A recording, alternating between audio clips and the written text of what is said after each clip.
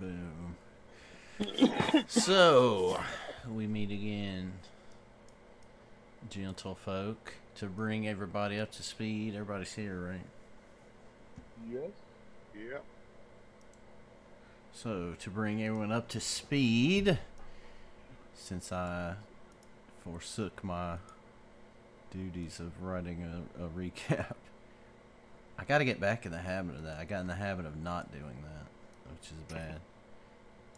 So, you guys are hot on the trail of someone you know as Kosawana. That's his last name. His first name escapes me, but it is equally goofy.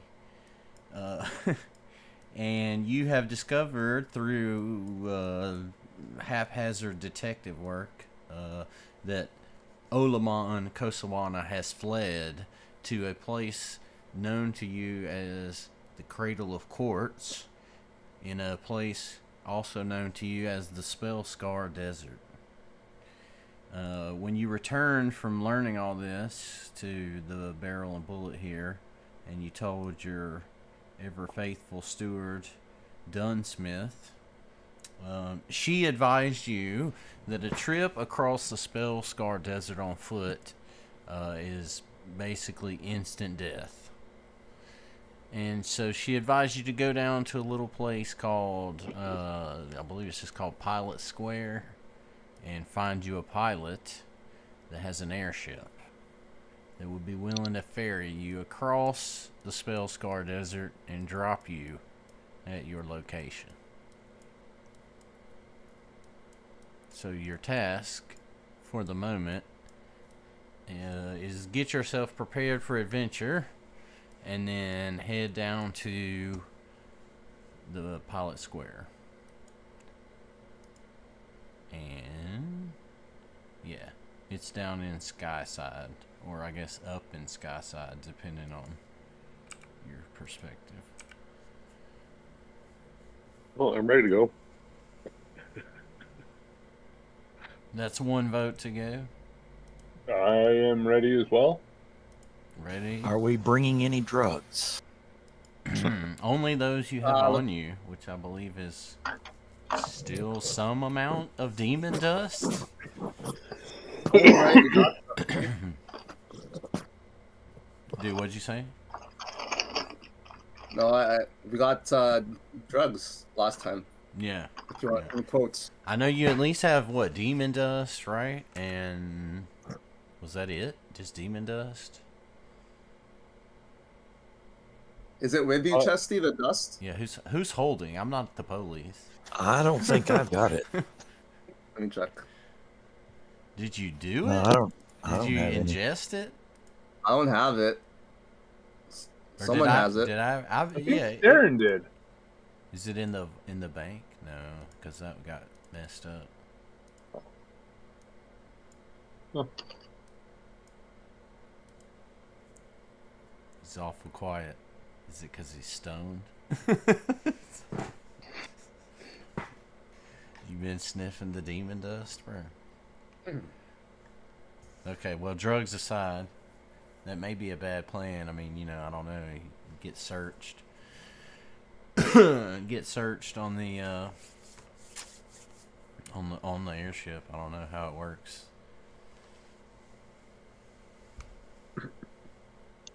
So everybody's good then? Good to go. Yeah, I guess. Let's do it. No purchasing, buying. All right. Do we have a pilot set up, or are we just gonna head No, to the that's where. So airport? look, we'll go over to the map here. So yeah, We gotta you said what? find a cantina and get some guy named Van Soto and his big hairy co-pilot to fly us somewhere. This is not Star Wars. Did I say Star Wars? I use no Star Wars names whatsoever. Outlaws of Alkenstar, bro.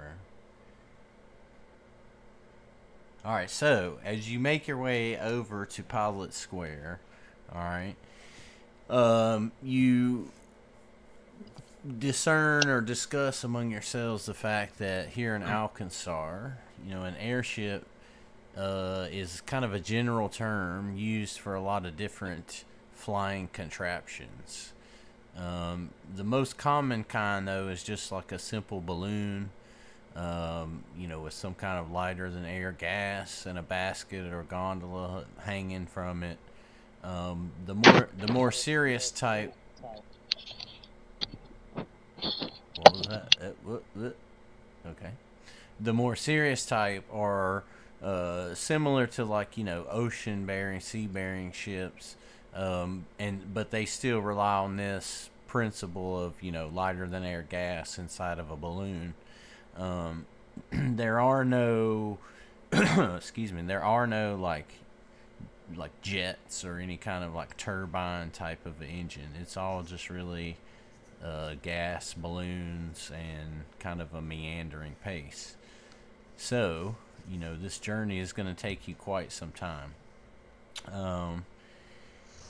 As you start to ask people, a lot of people are willing to hear you out, right? They're so, oh yeah, we'll go into anywhere you want. And then as you start explaining to them where you need to go, and you mention the Spellscar Desert, you find that a lot of them are not eager to go into the Spellscar Desert for any amount of money. Fortunately, though, you do come across a dwarfed tiefling. So this is a miniature tiefling. Her name is Fira Winslow. And as you're looking around asking, she kind of is doing that mysterious stranger thing, leaning up against the wall in the corner, smoking a cigar, just kind of staring at you. And she approaches you and tells you, hey, I hear you guys are trying to get through the Spellscar Desert. I'm willing to take you there. All I need is for you to recruit a few passengers, and then we can go. What do you say? So now you're talking with Fira Winslow here. She's again a dwarf tiefling. You don't really know anything about her. She's just approached you in the bar here, but she is the only captain so far willing to take you across the desert. She's only. You have a fast ship? Fast ship? Oh yeah, she tells you her ship is the fastest, and anyway, it doesn't matter the ship. It's all about the captain, and she's the best. How many parsecs does it take her to do the Kessel run? That's right. I was going to ask that too.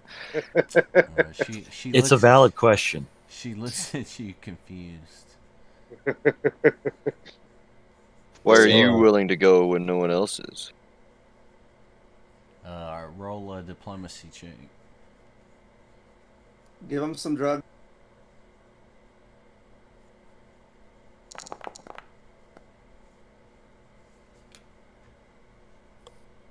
She tells you she's willing to go in because she's not as cowardly as all these other saps around the bar.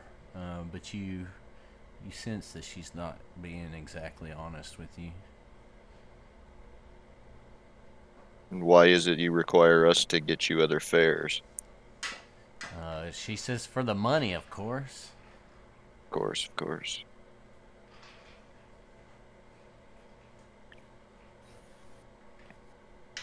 I ask her how many drugs she's smuggling. She spits on the floor and tells you that she doesn't participate in that kind of business. Not even with that glorious diplomacy check right there? So she does not she does not agree to smuggle any drugs for you. However, I wasn't asking her to smuggle drugs for me. I was asking what drugs she's already smuggling. Oh, well, she tells you no, that she doesn't smuggle any kind of drugs or anything. And you can tell that she is definitely being honest with you. Why in the fuck does no one in this city smuggle drugs? Because that's like something the bad guys do, I guess. I don't know. We're outlaws. I don't know. You've been working for the man for a while. Yeah, well, we've burned down and blown up several buildings along the way. And I shot that guy. So how many passengers does she want us to recruit? She wants you to get 4 passengers to join you guys. It doesn't have to be for the whole journey, right? They don't have to come to the Cradle of Quartz with you, but they need to at least come along on like part of the journey. Take a look around the bar and see if I can find an easy mark. Let's bring that mad scientist guy with us, so we can blow up the ship while we're riding in it. You talking about the guy that like all the bounty hunters in Alcazar are hunting? That guy? Yes. Alright, so Saren looks around the bar where you guys are at, and he sees quite a few potential passengers. There's a couple of male half-elf merchants over just sitting at a table kind of chatting away. There's a odd-looking male something, you can't quite tell, disguised, kind of lurking almost in the shadows. Well, that guy seems like our type. You see a female acrobat practicing or stretching off in a side room. You see several other shady characters, you know, a commoner, just a normal kind of human looking guy, a male and a female that appear to you to be part of the Gilded Gunner crew, so may be careful approaching them. Is there a Nathan Harris looking kind of fellow? A drunk man. You wish. Only the member of your party that's named Drez. Beyond that, there's only one other person you really see in the bar that seems approachable, a half-orc archer. Looks Named Wes? No. He's a God human. damn it. He's human. You said he was half-orc. No, he didn't put it on his character sheet. Lork? Maybe Lork? A dork. Ooh, boom roasted. Alright, so is any one of you I'll go and approach the shady guy. approach Say you the look shady like- guy? Yeah. Alright. They look like you need looks like you need travel without any questions asked. Care to ride on the what's the name of our ship even? You want to go ask old girl before you go walk Yeah, around? better ask her before we go. Alright, she tells you the name of her ship is the Second Kiss. Okay. Ask her what happened to the first kiss. Roll a diplomacy check.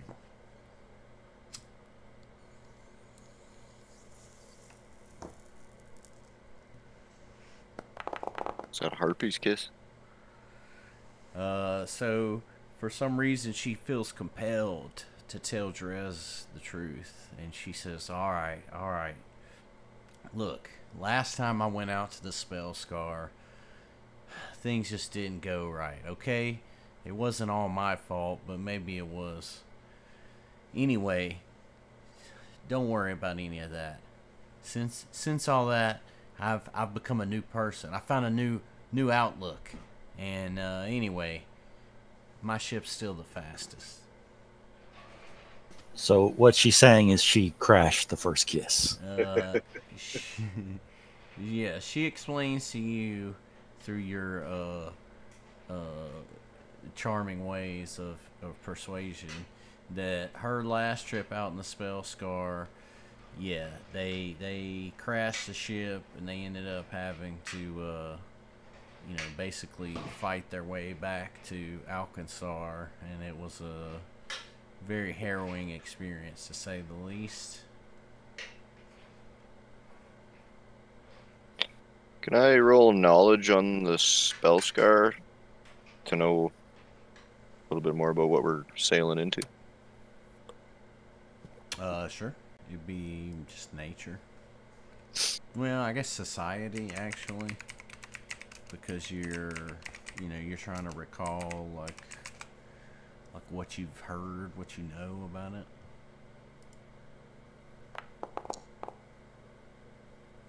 Oof. Good start.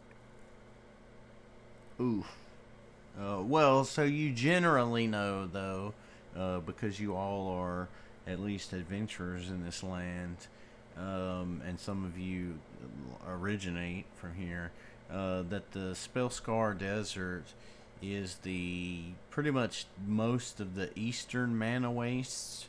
So the mana wastes, of course, are where Alkenstar is located. It's the kind of dead area between Geb and Nex. And so on the very eastern side of this is where you find the Spellscar Desert. So almost opposite of Alkenstar. Beyond that, I mean, you don't really recall hearing any specific things about it other than, it's a desert environment. So rocky, cliffs here and there, but then mostly just dunes and nothingness. Not a lot of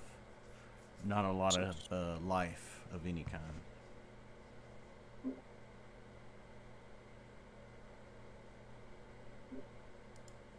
So you have approached this shady character, and as you speak to him,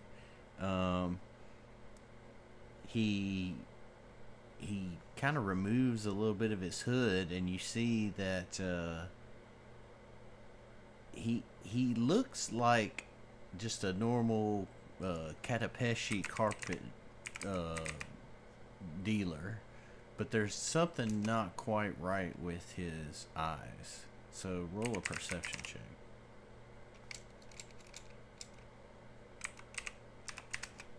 All of us, or Saren.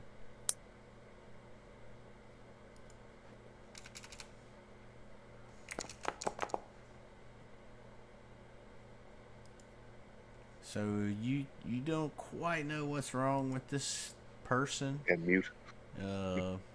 But you still know something is not quite right. But for the time being, he seems eager to listen to you, and he asks you, is it okay if he brings his luggage along? What kind of luggage? So he reaches down into a before now unseen box that he had kind of sitting behind him, and he produces a strange looking, it kind of smells and it's spewing a little bit of like, gaseous kind of thing.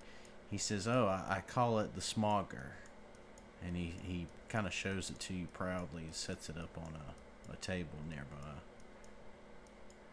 What does it do? He says, oh, well, let's just say it's for people you don't like too much. Can I do a crafting check? Sure. Nice. So you look at this device and you study it, and you realize that while this device would be kind of harmful, it maybe is not designed malevolently. It looks like this device sucks in clean air and spits out polluted air. Ooh. Yeah, you want to come for a ride? You can bring your luggage. He tells you he's in, and he goes to the loading dock. I guess I should have asked her too how much a ticket was. It's 50 gold. Okay, so I tell him it was 60 gold.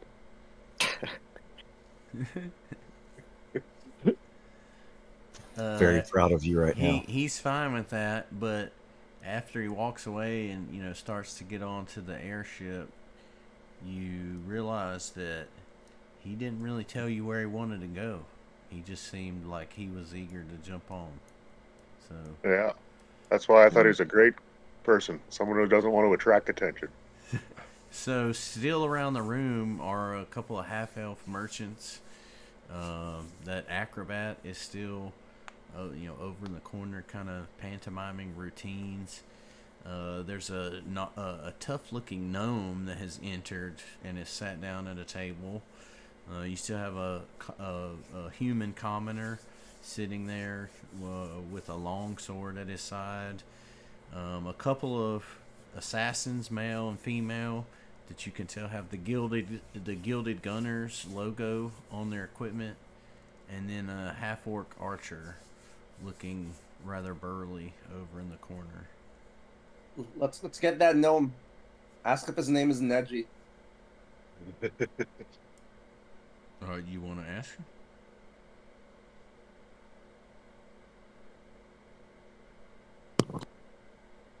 Anyone want to ask him? Who's our diplomacy checker here? You ask him. Alec, no diplomacy. Makes for better roleplay. I mean, you could just ask him. Like, Yeah, for the record, I have a -1 and I just got somebody. You could just introduce yourself.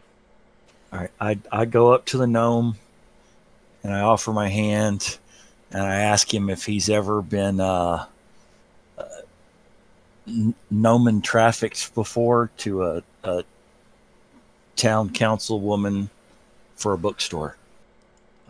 He looks at you very confused, and he tells you, "Well, hey, my name's Wit Heron." He explains, that he's Your second one tonight. Yeah, it's probably just used up all the ones I'm going to roll. Wasting them on unnecessary diplomacy checks. So he tells you that he's eager to see more than this backwater Alkenstar, and he would love to come along with you on the airship, but he's a little strapped for coin right now, so there's no way he could pay the 50 gold. And I tell him if he will prostitute himself and try to acquire us a bookshop he's in. He just is utterly confused at this point. Even after that massive diplomacy roll, I can't believe this. Ask what his skills are. Chesty. Okay, what can you do? He says, well, I have this sickle here, and he produces a rather vicious-looking weapon. He says, and my grandpa taught me how to stoop for a stone.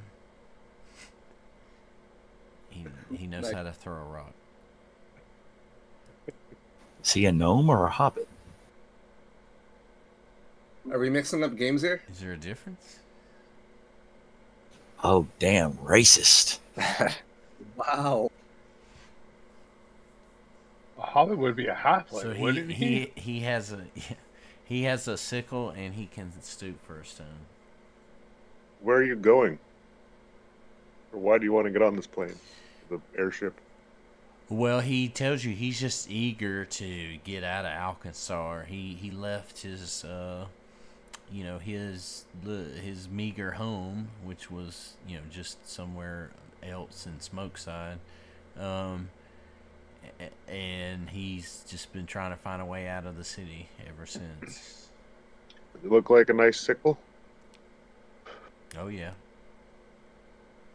Okay, I pull the group aside and I say, Let's just get him to pay with his sickle. we could, or it's not well, worth 50 gold. so what I'm thinking is, split between all of us, we can cover his fare, and then if necessary, we'll just use him as a meat shield. Might we be able to swing something out of these merchants? Surely they've got coin. See if we can find some paying customers first. All right. 6 We already gold, got it. remember. So Yeah, we already got an extra 10 gold. So, are you approaching the elf merchants? You say?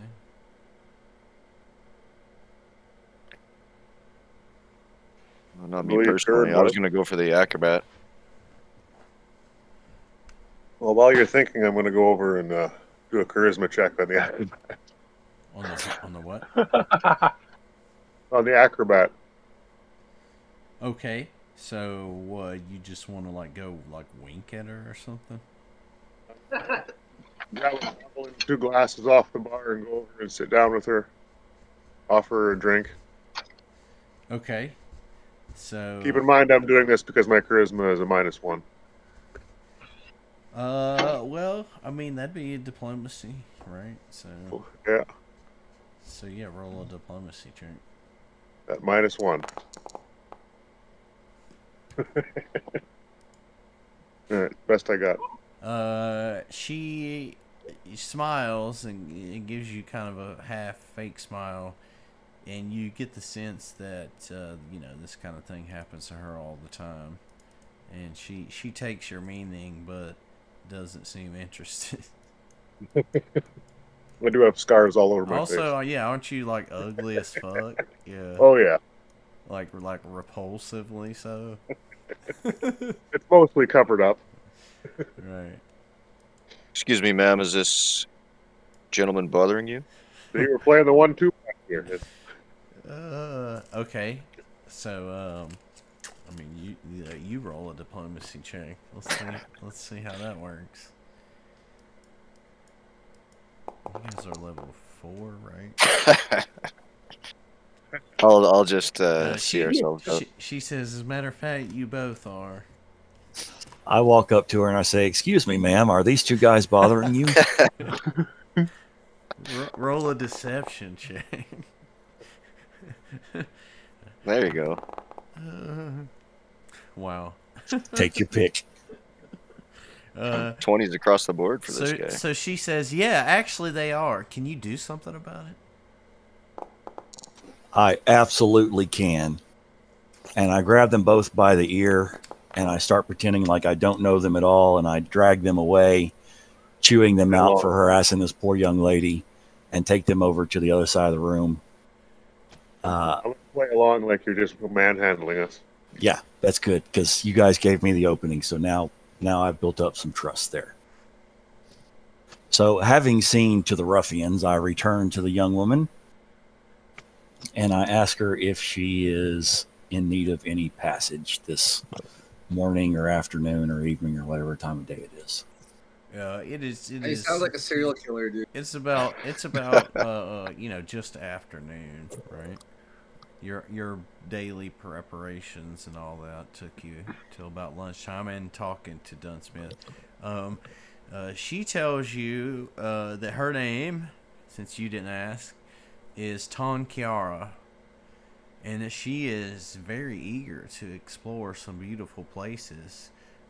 She produces a sketchbook and tells you that she loves, you know, sketching scenes from nature, and asks you if you would like to read some of her poems as she produces another notebook. I say, of course I would, and take both notebooks from her to examine them. You find that the sketchbook is full of dicks. It's just all dicks, 100% dicks. And that's good, because we're all dicks. The thing about it is that it's still like nature scenes. It's just all dicks. Like the dicks are the landscape, or she's drawn these beautiful nature scenes with dicks in them. The dicks are the landscape. The trees are dicks. The mountains are dicks. So then you read the poems, and they're actually good. They're good poems. So I slowly shake my head and I say, "You've definitely got a good eye there. Have you ever heard of the serene natural beauty of the Spellscar Desert?" Oh, she tells you yes. She's heard a lot about, you know, different vistas that can be had on a trip through the Spellscar Desert. I tell her then it's her lucky day, because I just happen to be crew aboard a ship that is preparing to take a gentle tour out to the desert, and we do have room for one more passenger. She says, "Oh, that would be lovely. And you have a ticket for me?" Yes, there is a wonderful gnome over here who has volunteered to give up his seat.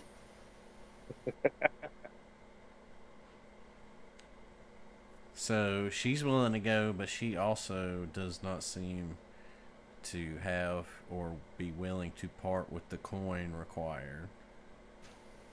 Okay, I think we can cover her too, but maybe not use her as a meat shield. We should probably hit up those merchants first. Yeah, I think they're going to be paying at least. Before hiring But- the gnome and the well- acrobat. Let's just go ahead and say, let's see what we can do, and then maybe we can shake down the merchants for, more than what the ticket costs. I want to do a perception check on those gang members. See if they're like watching us or anything. Okay.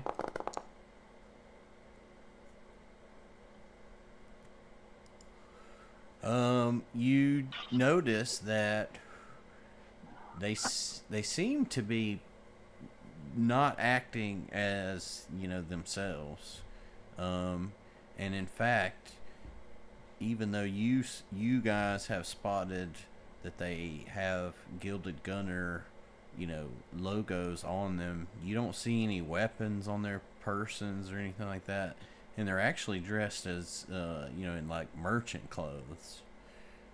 So you begin to question whether they actually are Gilded Gunners, or if in fact they're just merchants who happen to have some kind of nefarious affiliation.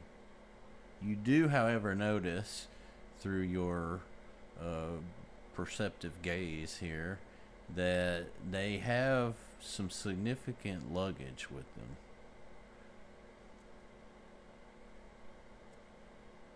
I go up to them and ask them if they're going anywhere. Yeah, they are actually very eager to talk to you. They tell them, I'm Hiram Bridges, and this is Astari Whitestone. We're actually merchants trying to get a ride to Cloud Reaver Keep, but we can't find anyone to give us passage. And Cloud Reaver Keep is a known destination in the Spellscar. So it would be on the way for us? It's like one of the first places you come to as you enter the Spellscar Desert. So yes, because you guys are going like deep into it. Yeah, we'll tell them it's 80 gold apiece. Yeah, with all that luggage. They tell you that's no problem. They just said 100. But you guys know they're not paying this to you. They're paying it to the porter. You're just making the city of Alkenstar more money. Well, no, we're going to use their credits to cover the costs of other people. Okay, that makes sense. Then how much are we at now, then? That's 160 for the two of them. I think we got 3 covered already. And then the other guy paid 60. So we All right. need to find 420 30 for 3 people. And we can bring a 4th one for free now if we want. Alright, if we can bring one The dick free, acrobat. I think for that price we might be able to bring the other 2 for free. You said 50 a person. Or It's got 50 a 65 person. people. yeah, I think we're down like 20 coins to So bring everyone so far. I think we can bring everyone right now because we would be at so 320. So, Oh, sorry, yeah. well, I was gonna say, so Fly Guy, that's 10 extra, and then these guys, that's a whole extra person plus another 10. So yeah, he's right. One more you can bring. You don't need one more person though, because you've got the Fly Guy, you've got the Acrobat, and you've got these 2. Oh, right. I mean, you can get more people, but you just need at least these 4. So you've got 4 right now. You guys, I think we're good. Yeah. We can try the. Well, we don't need any more, I guess. All this talk of the elves. Now I want to know what their deal is. Well, so you have the 2 half-elf merchants that are still in here. You have the half-orc archer. You have the gnome, of course, that you talk to. And you have just a male, like a human commoner. He's got a sword. So just a commoner. And I assume we're going to need some people to help us defend this thing. That's my guess. I was just planning on waving the dick sketches around if anybody gave us any trouble. I was hoping she'd draw mine. All right, let's roll for that then. Well, not yet. Get her in a corner first. Well, you can always, whatever you guys want. Wow.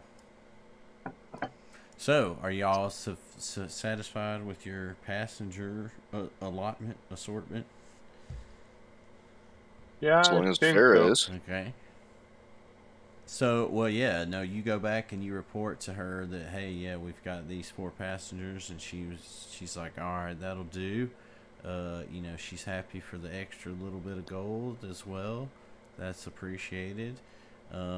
She introduces you now to her crew. She only has a skeleton crew of 4 people, and they've been with her for a while, but as you guys meet them and kind of talk with them, you get the sense that the lack of work and pay recently has kind of taken a toll on their morale and maybe even their loyalty a little bit. So the first person you meet is Dezen Drakes. This is a half-elf who carries a flintlock musket. He's mostly the logistics person. He's the one that keeps, you know, everything airborne, basically. Next, you meet 2 goblin pirates, a male and female pair. They tell you that they've been with Farrah the longest, and they're the ones that make the Second Kiss the fastest ship around. They're the ones that keep it airworthy, and that, you know, they're really the heart and soul of the ship, no matter what Farrah may say. So the final member that they introduce you to is actually really young, and you're kind of surprised at how young he is. They tell you that he's the newest addition to the crew, and he's just the porter. So he's, you know, the guy helping people onto the ships and all that kind of stuff. He's basically like their little gopher. He just does whatever they want to, they need or want him to do. So let me move you guys onto the boat here. Hold on. Any final preparations before you part? Yes. I want to buy about 2 kegs full of beer. How much would that be? Where? I thought we were still at the bar, so I thought I could quickly go ask the barkeep for like 2 kegs of beer. For 2 kegs of beer.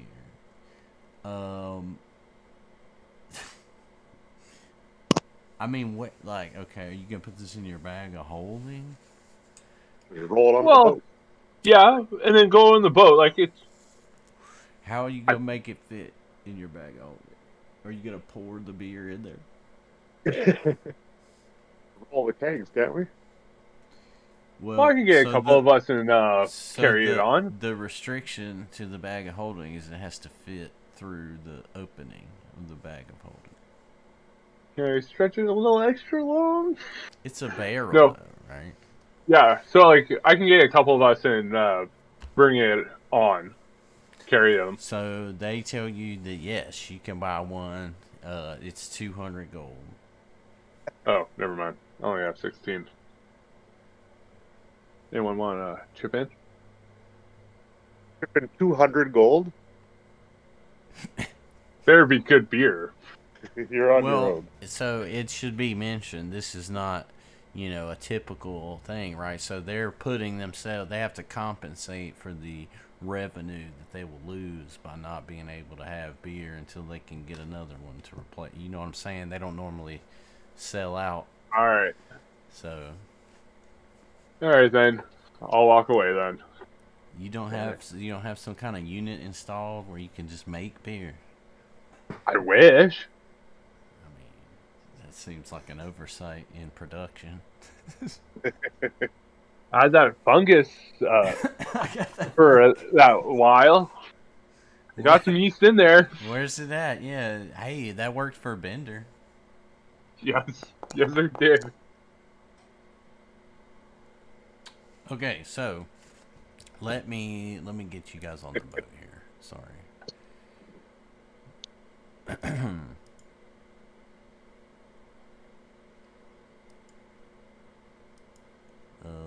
What?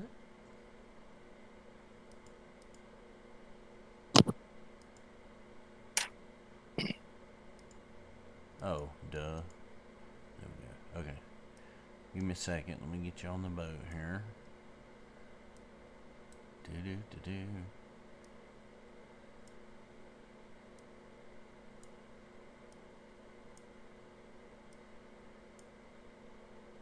And put cameraman here.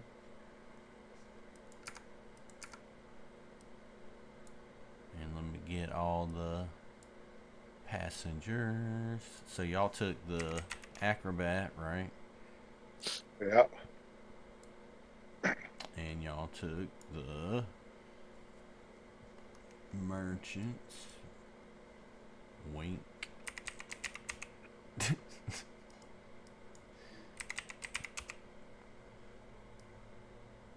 And y'all took... I really feel like I didn't do a good enough perception check on them.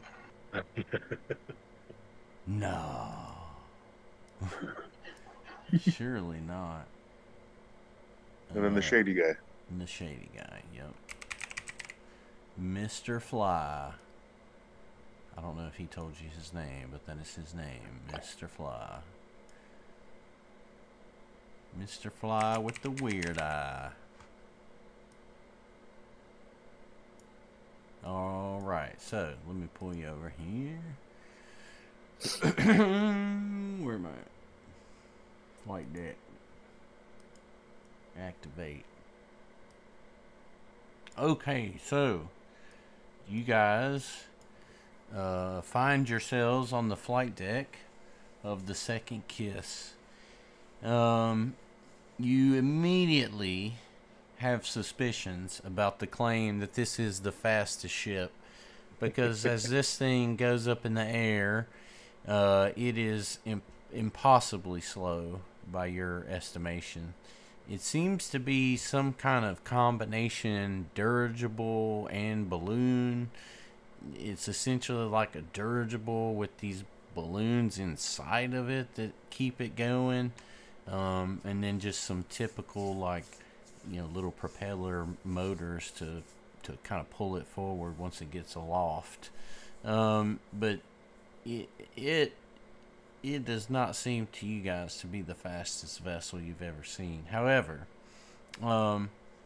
it can travel constantly, 24 hours a day, as long as there's a pilot that's able to drive. And in this case, it's Des and Drake's, the guy that the logistics officer. So, as you get onto the boat here, you're greeted by Lucky Lanks, the porter, and he explains to you that right now you're on the main flight deck. You notice that, you know, inside these decks there's about an 8-foot ceiling, so you're definitely, you know, inside of a small passage or whatever, interior chamber. Okay. It's lighted through here, so there's no problem seeing. There's windows, there's natural you know, light that's coming in. You can slide the windows open to get like a little bit of fresh air if you need to. Beyond that, you do notice that as they're talking to you guys and explaining where stuff is, they're using like all the like ship terms, the nautical terms of like port, which is to the left, starboard, which is to the right, fore, which is towards the front, and aft, which is towards the back. And yeah, that's pretty much all you notice right now, other than, you know, this thing is getting up in the air and you're free to kind of move about wherever you would like. Does it have a poop deck? So, a poop deck? Yes, it does. So, Yeah, besides. So. It would be in the rear of the boat. The way I think that it's best to do this, because there's a certain amount of time it takes to get to what you call it, the cradle. I'm gonna no wait, that was not what I meant to do. I'm gonna put everybody in an encounter. Okay, you can roll initiative if you want to, but well, and I don't know really the best way to do this. I was gonna say a round is like like a few hours, like 2 or 3 hours. And so the idea being that you all can like take different actions. You can like explore the ship and go in like different rooms and shit if you want to. Or you could just chill and do nothing and like just wait for it. I want to go at least for the first hour and hibernate or recharge, so that when you guys sleep, I can be on patrol and watching us.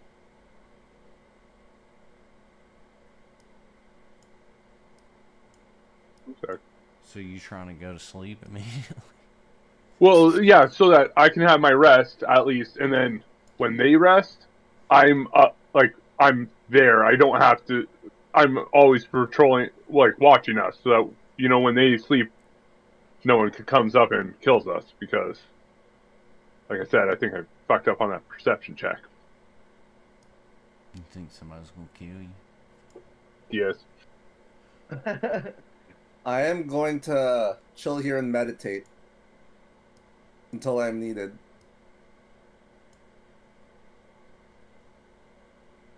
Well, I think it's Gurn's turn.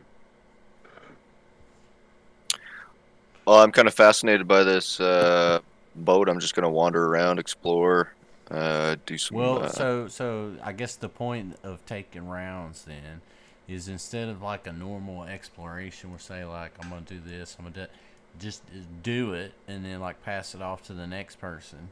And what we'll do is we'll say that, Okay. and then, you know, as you like enter rooms, you know, I can tell you like what's what, but I guess I'm trying to figure out what's the best like time wise, and it really just depends on like how much you do in a turn. But I'm probably gonna say like 2 hours for each round, and then we might adjust it as we go on. So once one round is over, we'll say like 2 hours have passed. So your journey to the cradle is gonna take I thought it told us here. It takes several hours at least. So, was it 12? I want to say it might have been 12. Oh, just 12 hours? Yeah, I was expecting a couple days, too. Days, yeah. Gee. Well, I mean, I'm trying to speed it up a little bit. I mean, how long you want this flying session to go, brother? Oh, no. Whatever gets us to the first encounter quickest. Yeah. Well, let's take over this boat. If you want to, I mean, so I was gonna say we should. I whispered to everybody. I mean, we should try to cause a mutiny. I mean, OOC, like, I mean, you could skip this whole boat sequence if you want to. Well, what if we just take the boat? Do any of us know how to fly it? Oh, we have to have a mutiny and displace the captain. Do any of you know how to fly it? That's a good question. Well, we just got to keep the two pilots happy. They seem to be a little disgruntled already. I mean, that is true. They do seem a little disgruntled. You could get. I got 200 gold. I can sway some beliefs with it. Get them back gruntled. All right, let's see here.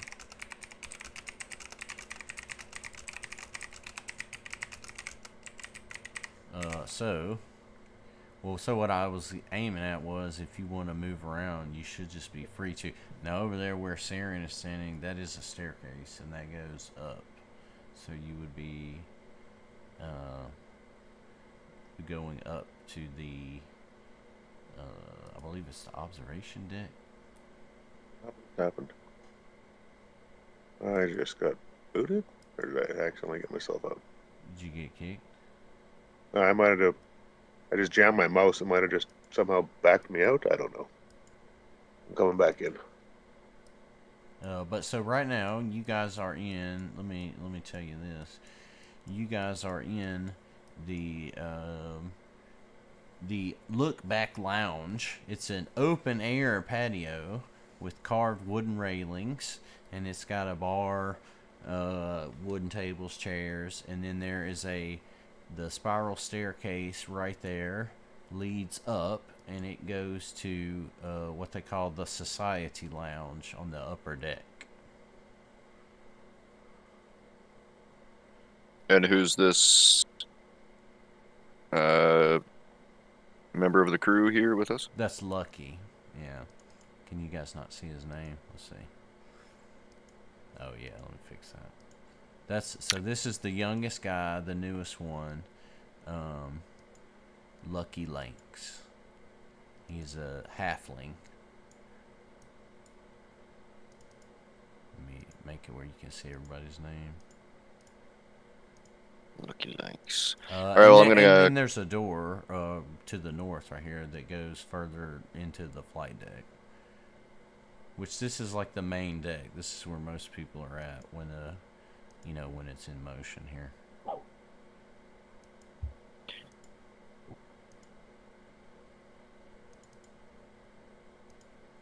Well, I'll just grab a drink from the bar here, and then I'm gonna. I want to get to the heart of the ship here. I want to see what makes this thing tick.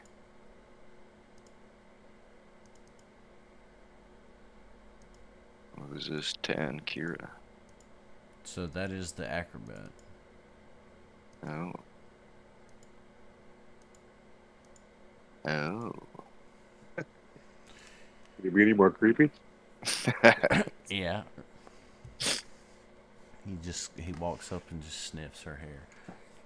So what I mean by putting everybody in rounds like this is, if you want to just move, right, take your 3 actions to move, or if you want to move and talk to somebody, that talking would be an action. Is that, you follow me on that? So take 3 actions, and then CPP will do it, and then onward and so forth. And then I'll count each round as a few hours of the journey, and the journey will unfold. These just guest quarters here? So you pissers? You have actually, yes, those are just bathrooms. But you have walked into the dining cabin right here. There's a bunch of artwork. The hardwood is very scuffed. You could tell this has been a well-used area of the ship. This is where a lot of people board and offload off of the ship. You can see that, opposite of what you're looking at right there, that's the staircase that goes down, like out of the ship. And then there's a well-worn path up through all of this chamber. Okay. And this is where all the passengers are as they're seated around this place waiting for the ship to get up to the right altitude.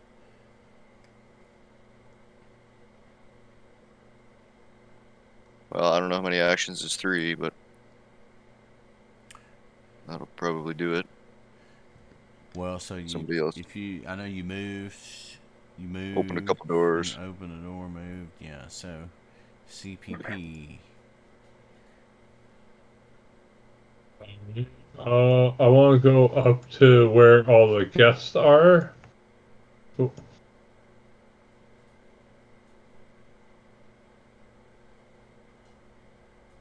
There we go. And try and see where those gang members were and try and do a perception check and see if they're up to any mischievous-ish stuff. Well, you could walk up to here and like try to peek over the seat right here. So roll a, let's see, a stealth check to see if you can do it without being noticed.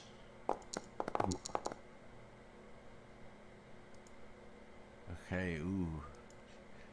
You are just barely able to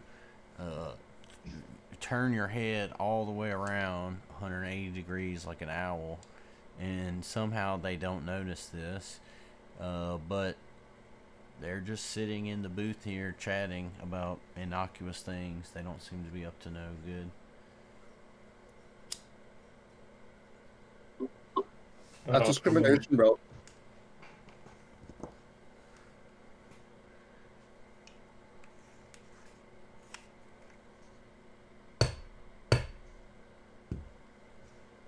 So that was a move. Was that move two actions for you?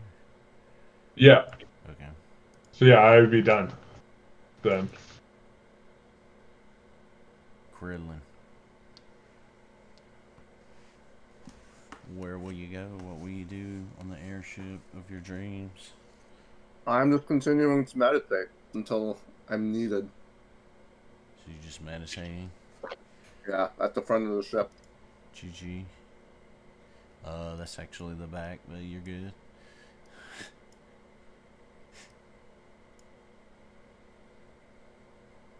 Alright, so Drez.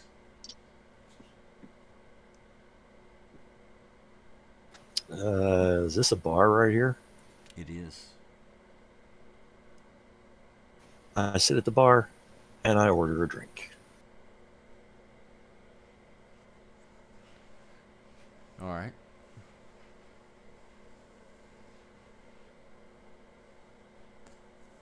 And I continue sitting at the bar for my third action.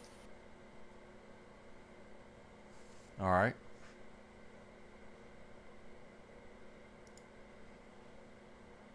Saren. What will you do, sir? Or do you want to go up those stairs you're standing on? Well, let's go up the stairs and see what's going on. Alright, give me a moment. Range. I think I know how to do this, so give me a moment and let me see.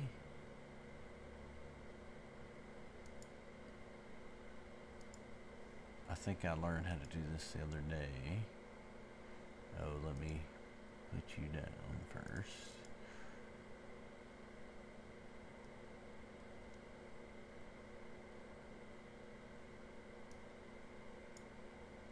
So let me do that. Okay, so what do you see now? Black room. A black room. Oh, where's the lights in this place? Oh, there you go. Sorry, you were standing on the stairs. So yeah. All right. So yeah, it worked. I know how to do that now. Cool. What is this up here? Just empty room? Yes. Well, it is a they call it the Society Lounge, and this room is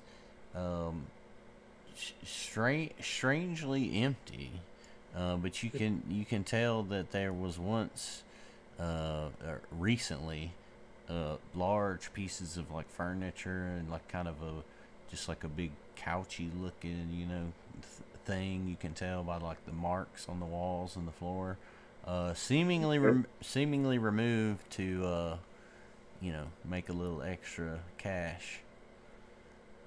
Okay. What's this? I'll open this door and walk in here too. Okay. So this is just the passageway of the upper deck here. You don't notice anything really out of the ordinary. What? Lots of rooms. Right, yeah. This is the upper deck. So in this area is where you know, you're gonna find a lot of the cabins and the crew quarters and all that kind of a thing. Okay, can I go see if I can find one of the crew members up here, or are they all downstairs? Well, you're really only supposed to have 3 actions. So. Oh yeah, I got it. Sorry. Okay, there's my actions then. Open 2 doors and go for a walk. All right, so we'll go down. So the encounter is happening on the other scene, and I don't think it lets you see it up here. So I'll let you know when it comes back to you. Okay. Flight deck. There you go. So Saren is not here. Boom, disappeared.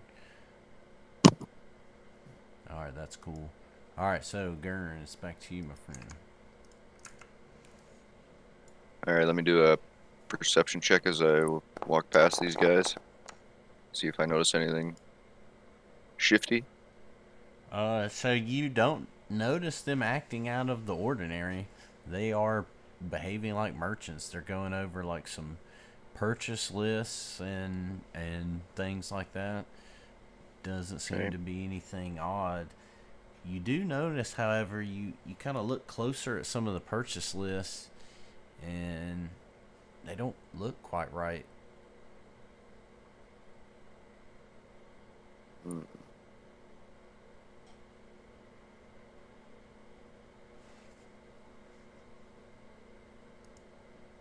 Like,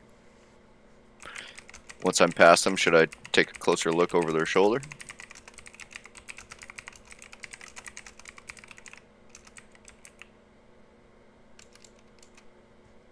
Are you asking me or your party? Well,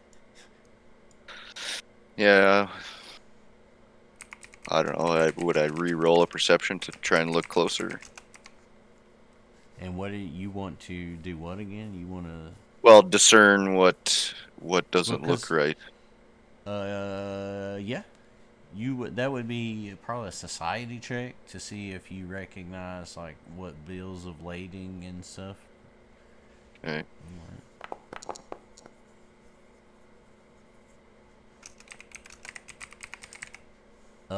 So you stare at the page, and what first caught your eye was that it seemed to be just like the same thing repeated over and over and over again. And as you look at it closer, you confirm that this is in fact a seemingly fraudulent, or just, you know, kind of a prop, not a real bill of lading like you've seen before from other merchants, and when they, you know, you've seen them doing their business on different transports and things like that. So you are 100% certain that the documents they seem to be poring over and studying are just basically props, that they're just fake documents. So it's a ruse. Where's CPP from here? He's in the booth behind them. And those are floor-to-ceiling partitions? No, it's just like a booth at a restaurant. You can you know, see over it. Alright, I'm gonna kind of... You have to look over it, you know, and you're shorter stature, right? So if you're trying No. I'm 5'10", remember? I mean, yeah, right. So, you know. Well, anyway, I'll just go up to CPP here and gesture to him, like nod, do the side-eyed, like those two aren't on the level. Keep an eye on them. I'm out of here.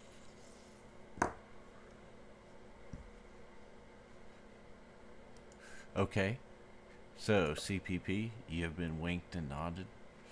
What will you do with this information?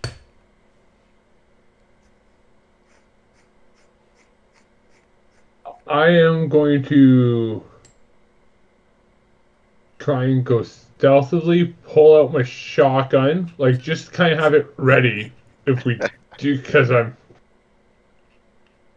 pretty sure they're not being who they are.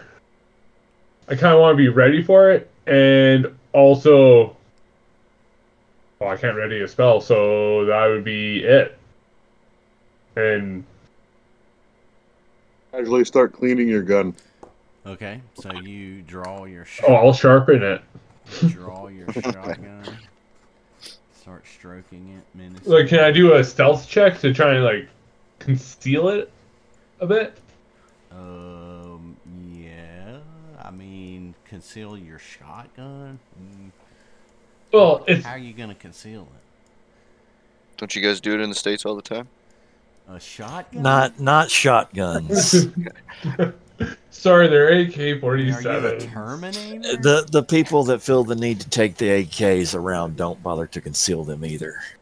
It's the dick extender accessory. They want you to see it.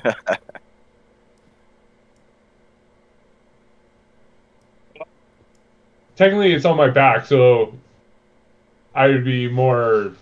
Well, but so you just kind of like pull it around, and now it's just like in your lap, right? There is a conceal an object action, but I don't know if that's something everyone has or if it's just certain classes.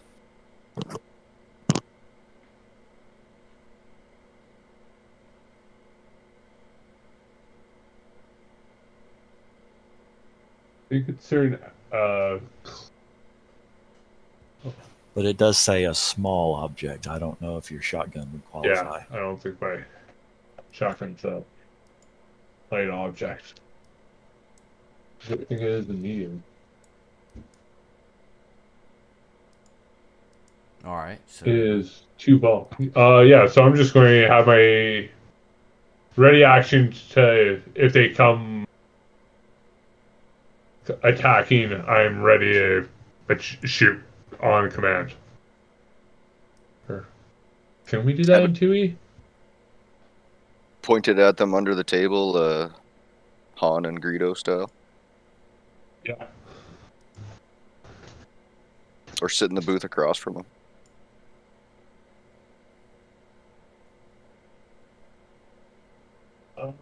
I don't want to do that because I'll probably fuck up my roll and they're going to find out, and then I'm going to probably die. I mean, they could just be bad merchants, bro. They might just be stupid and filled out their paperwork wrong. You never know. Over and over again.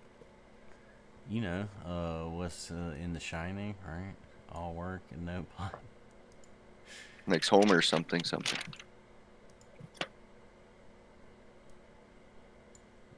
Let's see. Do you remember any? So where do we end up? You have your shotgun.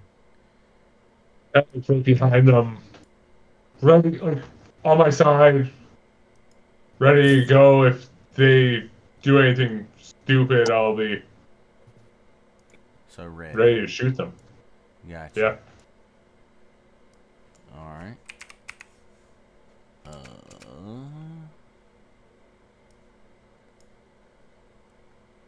All right. So with that, let me switch back down.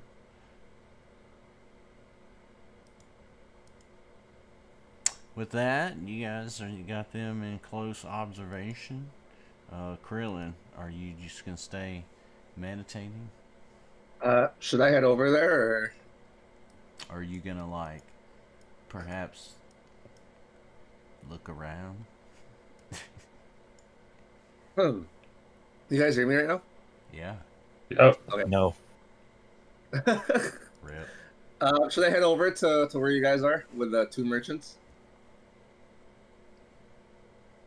You don't even know what's happening. Yeah, fuck it. Let's go. I'll go there. How do I get there? Is it in the upstairs? Do I go upstairs to get there? Where are you trying to go? Where the sketchy merchants are. No, they're up here in the dining. Okay.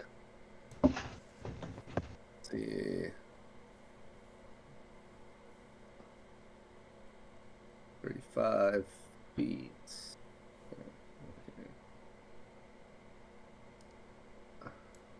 All right. And then I sit down beside CPP. Should I sit beside you or sit at another table? No, I'll sit over here. Yeah, perfect. Yeah. I sit beside CPP and I sit down and I get my fists ready. I don't know.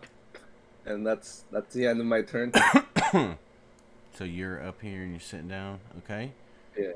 Drez, what will you do? I am going to settle over here on this other bar stool and lean back against the wall. Pull my hat down over my eyes and just rest and wait until I hear the sounds of whatever the hilarious consequences of what my other party members are doing.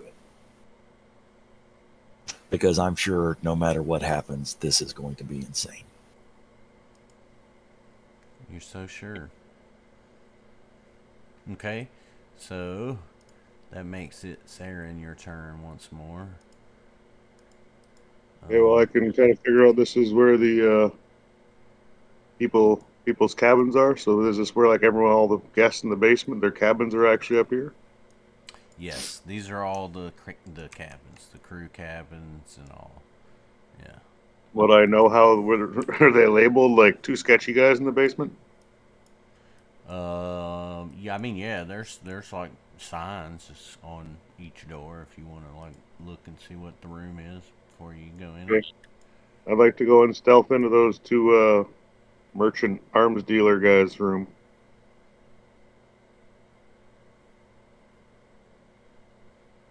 I don't know which one it is. I can move kind of wherever you need. Check them all. Yeah. I can make it in one movement. Well, so they're not like labeled with people's names. They're just. I got to figure this out. They're just cabins, but I mean, you guys have just come onto the boat, so. Okay, so no one's put anything away yet? Right, yeah. Well, in that case, I'll walk all the way to the end. That's 2 moves, and I'll open the door for my 3rd move as you get down here. Alright, so what you have opened is the ladder up to the keel hall. So the catwalk on the keel hall is where you access like the engines and stuff. Because I didn't really mention this because it's not like it's not too consequential at the moment, but the airship is a vehicle, and so there's like special rules a little bit for vehicles, mainly that they're physical objects that can like be destroyed. So they can take damage and all that kind of thing. So what you have just opened up is the passageway to the ladder that takes you up to basically the top of the ship, and then that's where you access the actual like the engines that propel it forward, because it's just lifted by the gas. Okay, well that'll be my 3 actions, then 2 moves, and then open the door. Excellent. So, as we move into this round, several hours have passed, and none of you have noticed the dark silhouettes in the sky that have been slowly getting larger and larger over the past few hours. And unfortunately for Drez, still sitting at the exposed bar in the lounge, he is set upon by 3 creatures. Flying menaces known to the citizens of the Mana Wastes as Paratons. They are not quite anything you would see in your like local forests, but they do look like stags, but they have giant wings and like kind of wolf-like mouths, even though they have like antlers and hooves. So they're just like this amalgamation of just not cool, bro. Just think of that scene where like Michael Scott is describing the god he's gonna worship, and that's what these things are. So, most of the other denizens of the airship here seem to cower away from a fight.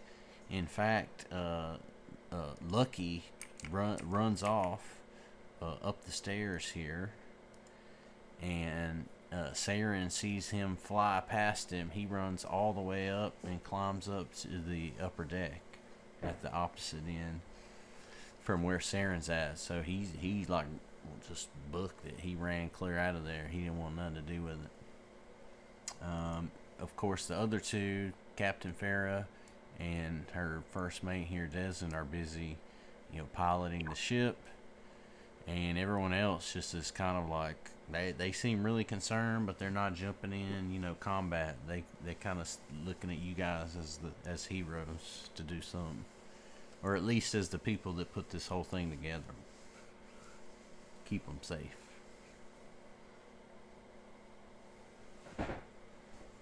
So, with that, I believe Gurn, you have the first motivation. Hey, Mary, are these guys currently flying at the moment, or did they land? They are currently flying just off the aft end of the ship. Okay. All right, so I'm aware that there are enemies aboard. Yes, Drez has shouted back to you all that there is something foul afoot. Okay. Well, I'll double move to the door here.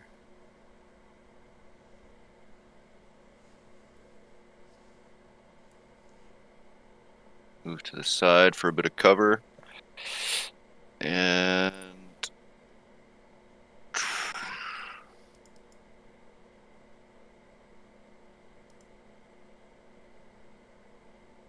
maybe I'll roll recall and knowledge on these guys. Would it be nature? It would be nature, yes.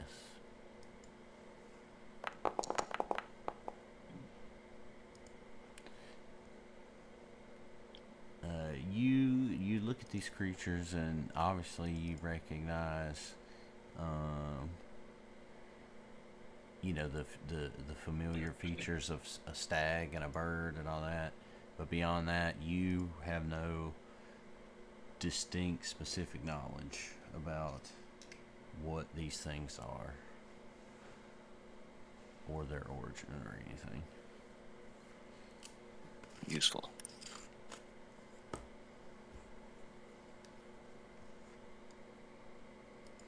So, with a screech, this thing, it flies right over and lands right on top of the bar right here with ease. You can tell he could have flown much further. And he tries to bite you, man, with that weird wolf mouth. Smell a fortitude save coming. Do you have your nimble dodge on? Yeah, it's on, so it should automatically take it to an account. Let's see if it works. Yeah, it worked. Because it added 2 for you. Nice.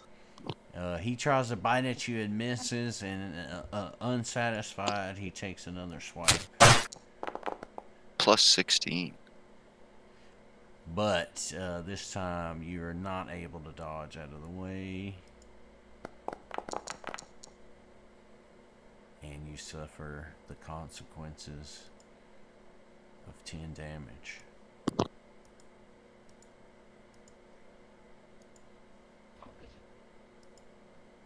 Alright, so a second monstrosity flies straight through the door right here, screeches unbelievably, and just absolutely tries to maul our hobgoblin alchemist.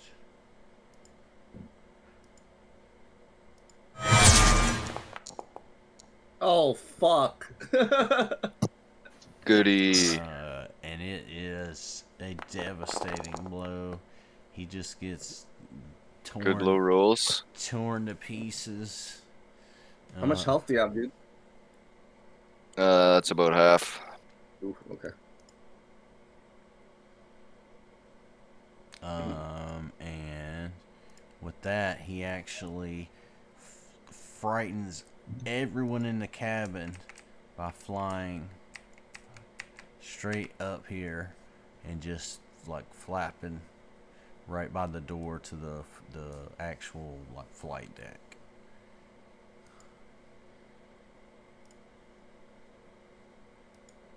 CPP. Now's your chance. All right. Attack those merchants. All right, let's do it. All right, I'm gonna move 10 feet up, and I can see that that is. There's two 30 outside, feet. right? There's two. Yeah. Yes. Okay. Yeah, we're gonna have to split up the party here. I'll head outside on my turn, maybe. There's already two of them out there. I'm going to be facing this guy alone, so I would like some help. Well, I'm at half health. I'll help you with this one. Gurn's with Yeah. you. Oh, Gurn's in here, yeah. all right. And then I'm going to use my next action to use my blunderbuss.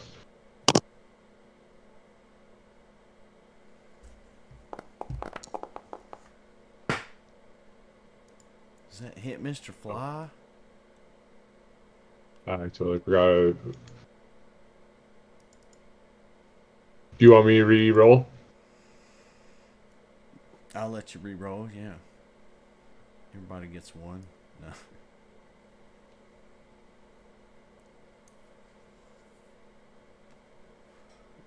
But what's does Mr. Fly right there, does he get hit by that? Because it's a cone or whatever? Or how's it work? No. It only has the scatter trait if it hits, and that's 10 feet radius. Like past the target? Around. Okay. I think it's stupid. It should be a cone, but it says around the area. Gotcha. But yeah, I'll let you get one redo. One mulligan. Alright. I will.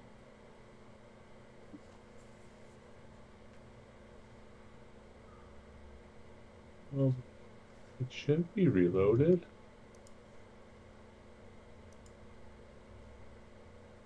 Okay, sorry, hold on 1 second, because it says my gun's not loaded, and I can't find the macro for it anymore. Yeah, you have to put it back on your bar. This is technically a new game.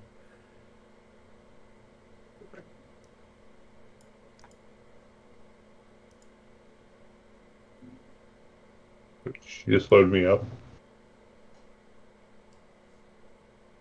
Yeah, I think I did everyone. Okay. Thank you.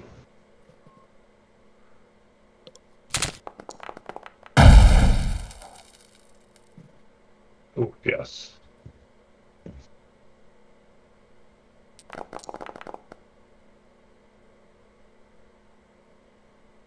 force. Damn. I guess the hit, but I can't do the damage. Damn. Shotgun. And I'm going to reload my weapon. Alright. So that does a meager amount of damage to this creature. Need the beam on him. Alright, so Krillin. Did you get the reload? I'm going to do that right now. I'm trying to find it on from my screen. Oh. I did it for you. But you still Oh, go. thank you. You still go find it. It should be if you search macro, you should see it. I think. The companion. Yeah.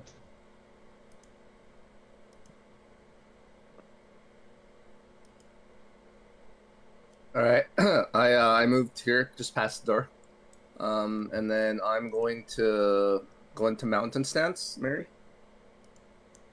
All right.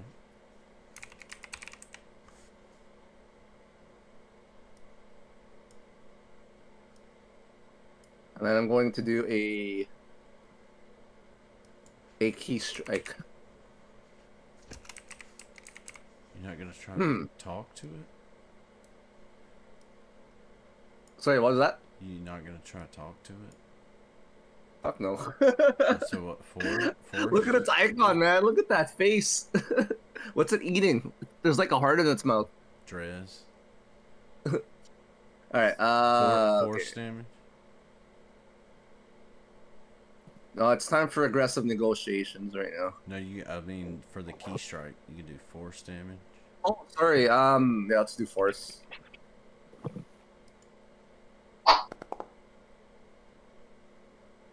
Nice. Ugh. I'm gonna hero point that.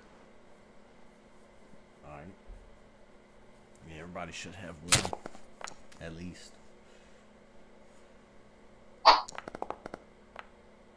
Oh fuck! All right. Well, I'll take one hit. Okay, so damage.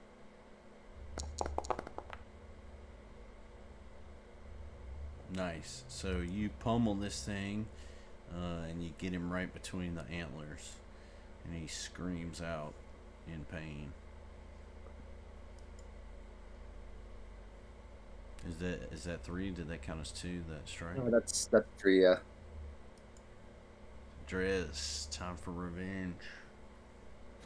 All right, so this guy right here has not moved yet. So if you will make him flat-footed for me, because sneak attack is in effect. Hey, Chesty, make sure you move after you attack, because you might get flanked there. Yeah, I'm seeing that. Let's see, and I'm going to hit this guy with a shot from the dagger pistol.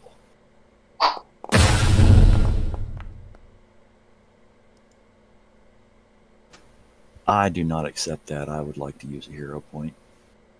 Okay. That was just straight up bullshit.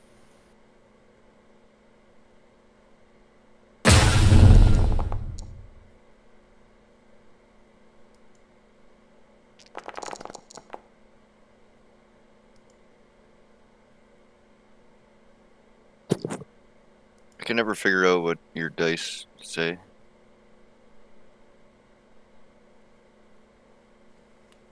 The chroma key. All right, so you fire off a successful shot at this creature, and you deal 12 damage to him. He screams in pain. I believe you have a couple actions, right? Yep. So now I'm switching target to this guy right here. And I am going to use Tumble Through on him.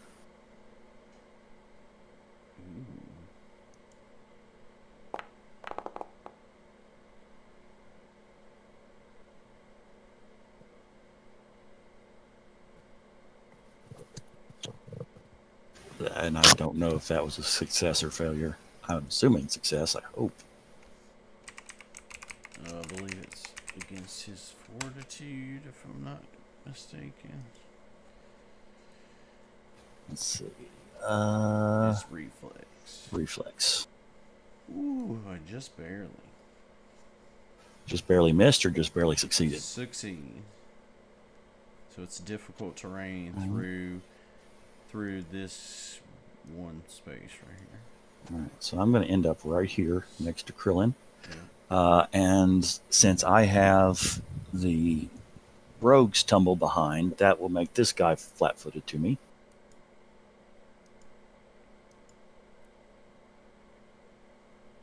And I am going to make a map strike with the dagger.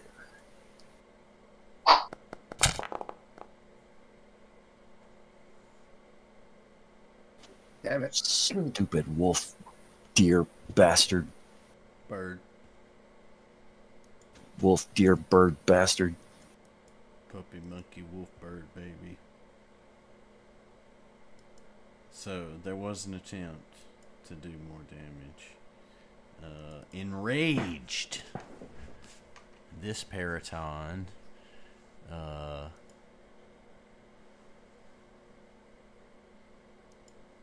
flies directly at you and wastes no time.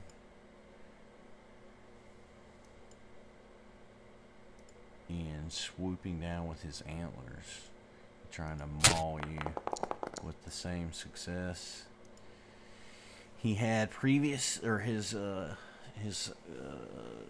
brother had previously.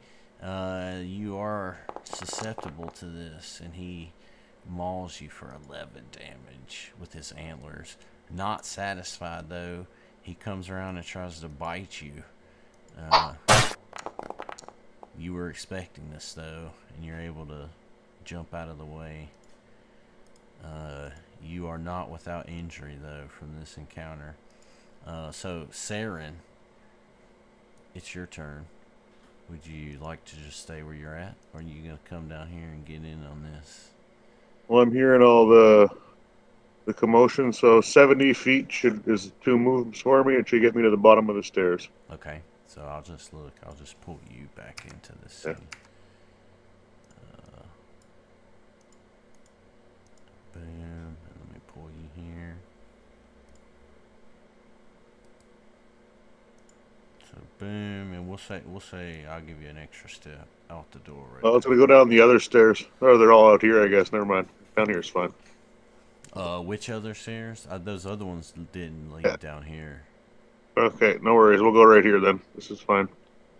Yeah, And as soon as I burst through the door, I'm going to quick draw and fire my Giselle at this guy. alright. That makes him flat-footed because I burst out of the door. I get my surprise attack. Sure. Hey, FYI, this one has taken more damage, and it's gonna attack first. Well, I didn't know that, and I'm not metagaming, so I'm shooting the other one. All right. Oh, and I better turn on... Alright, I gotta turn on one shot, one kill, my first shot. You just got an extra hero point right there.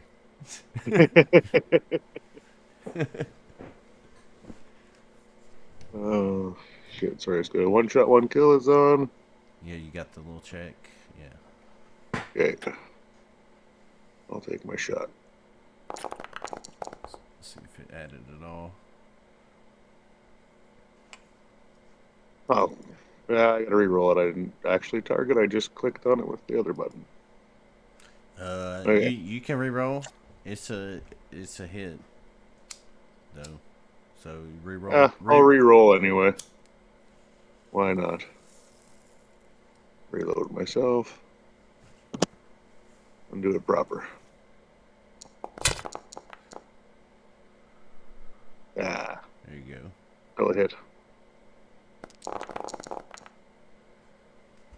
So you burst out of the door with surprising agility, and you come up firing, and you hit your mark, and this thing takes 14 damage and screeches in a foul tone that just makes everybody kind of reach for their ears.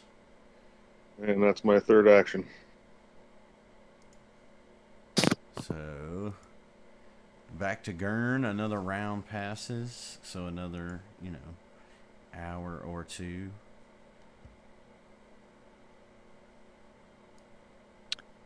Is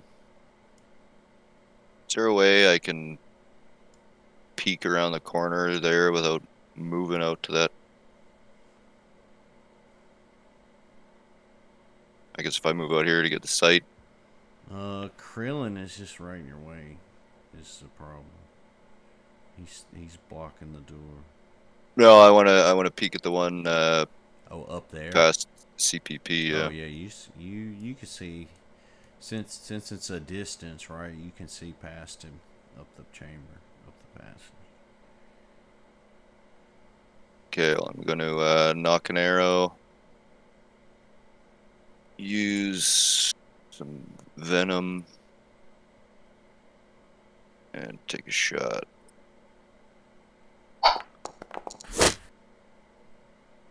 I'm gonna hero point that. Is the gnome in the cabin right now where they are? That where CPP is? Well, you didn't take the gnome. Oh, we didn't take. Oh, okay. Took the acrobat, the merchants, and the Mr. Fly. Okay. Good.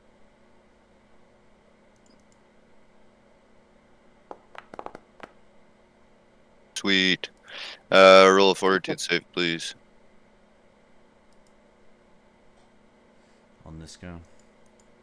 Yeah. For the poison. We're really damaging this guy. 4 points so far. One day I'll poison somebody. So he notches that arrow. What was the save? What it was? 19. 19 for the poison.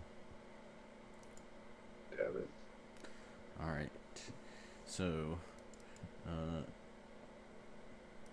see this.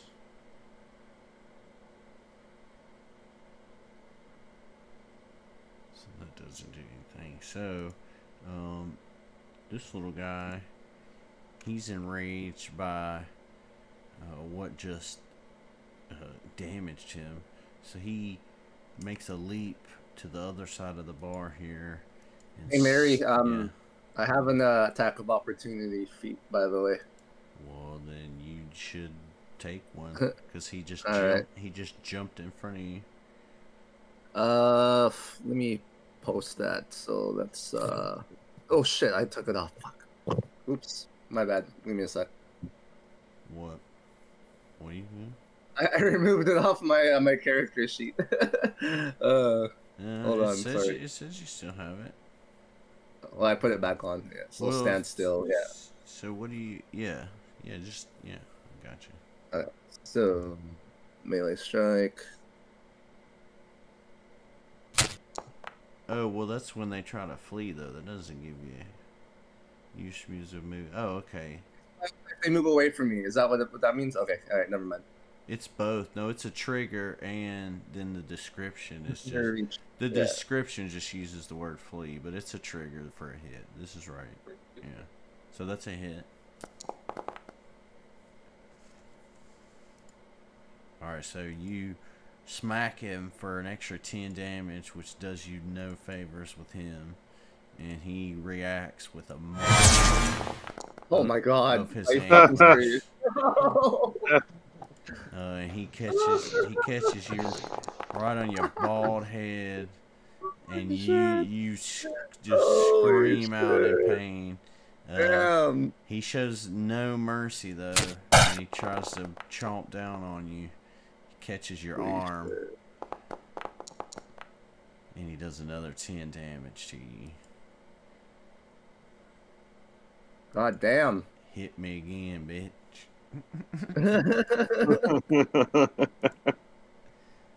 So, all right. So, this one, he tries unsuccessfully to get into the cabin here. He kind of He wastes an action just flailing at the door. And unsatisfied, he actually flies right here and attacks Mr. Fly.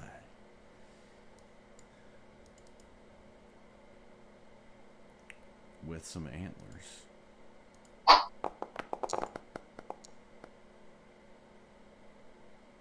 Now he rolls to 6. He misses, however, but he is not deterred, and he well, no, he moved down there, so that's his third because he wasted one at the door. So Mr. Fly is kind of taken aback by this turn of events. He doesn't really know what to do. CPP, your quarry has moved closer. Can I do a knowledge check on these creatures? It'd be nature still, right? Yeah.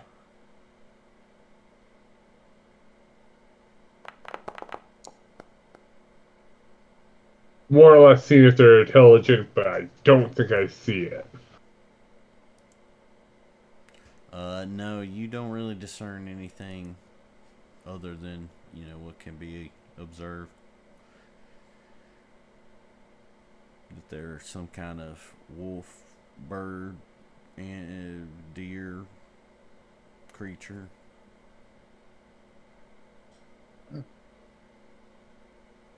Still going to try it.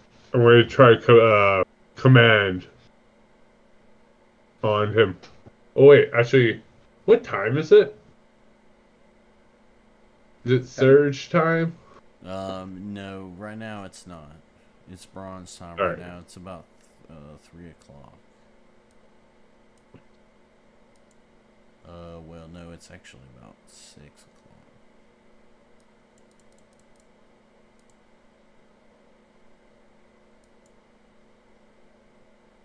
Okay.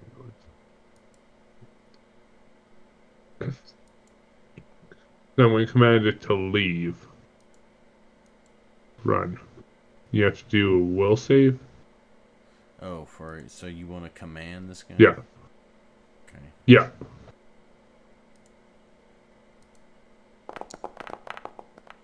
Oh, nice, dude. Alright. Never mind. Oh, wait, no, it's oh fuck, I thought that was your roll. Never mind. Whose team are you on? Jesus. He's throwing. You're looking. What? I'm not going to fucking heal you when you die. You're looking at these guys. You should be looking at. No, I thought that was your roll. Yeah. All right, so that's 3, right? Yep, that's 3. All right, Krillin.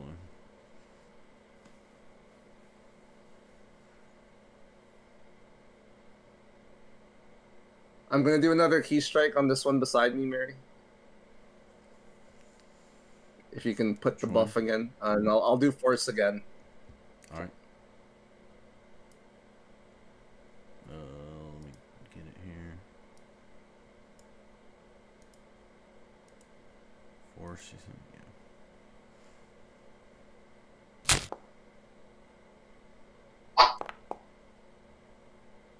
Oh fuck! All right.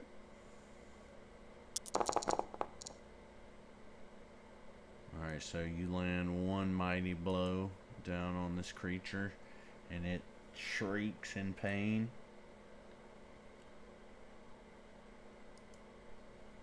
That's Okay, 3, and then or you got one more? I got one more or 2 more. Because key strike gives you the Okay. free blows. Gotcha. Okay. And then I'm gonna. I guess I'm gonna heal myself. I can heal myself, right? Is that allowed? Yeah, you With got healer's tool? do you have battle medicine? I should. Oh wait, I'm pretty sure I do on this character. Hold on, let me double check. Yeah, Yes, I do, you yeah. do. Yeah. Yeah, so you can treat And then wounds. it's just a medicine roll. Where are your roll. where are your healer's tools though? They're on your belt? Yeah. Okay. Yeah, you Yeah. can. Okay.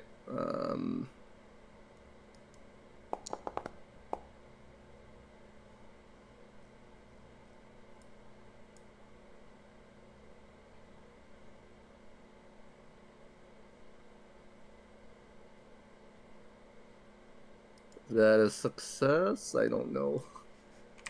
Let's see. 17. Yes.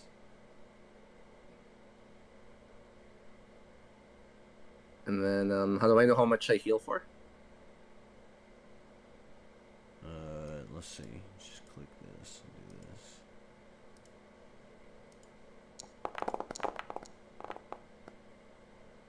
do this.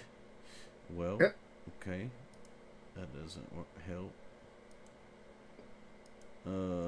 It's 48. No, it's 2d8 because you just succeeded, right? Yeah. Yeah. There you go. That's trash. Okay. Better than nothing, I guess. I mean, you can roll it if you want to. It's on the tool. No, it's fine. It's That's on fine. the tooltip for treat wounds. All these buttons. Okay, alright, that's fine. I'll take the 6. Then I will, who's moving here? Who's after me? Hey, did my spot on the priority list change? Yeah, the message popped up just a second ago that said your Did I change initiative it? got changed Yeah. to 12. He should be right above me. Yeah. When I click that, click the.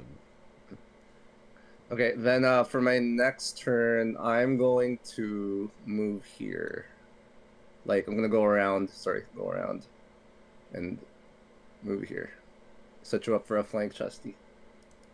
Thank you. Or wait.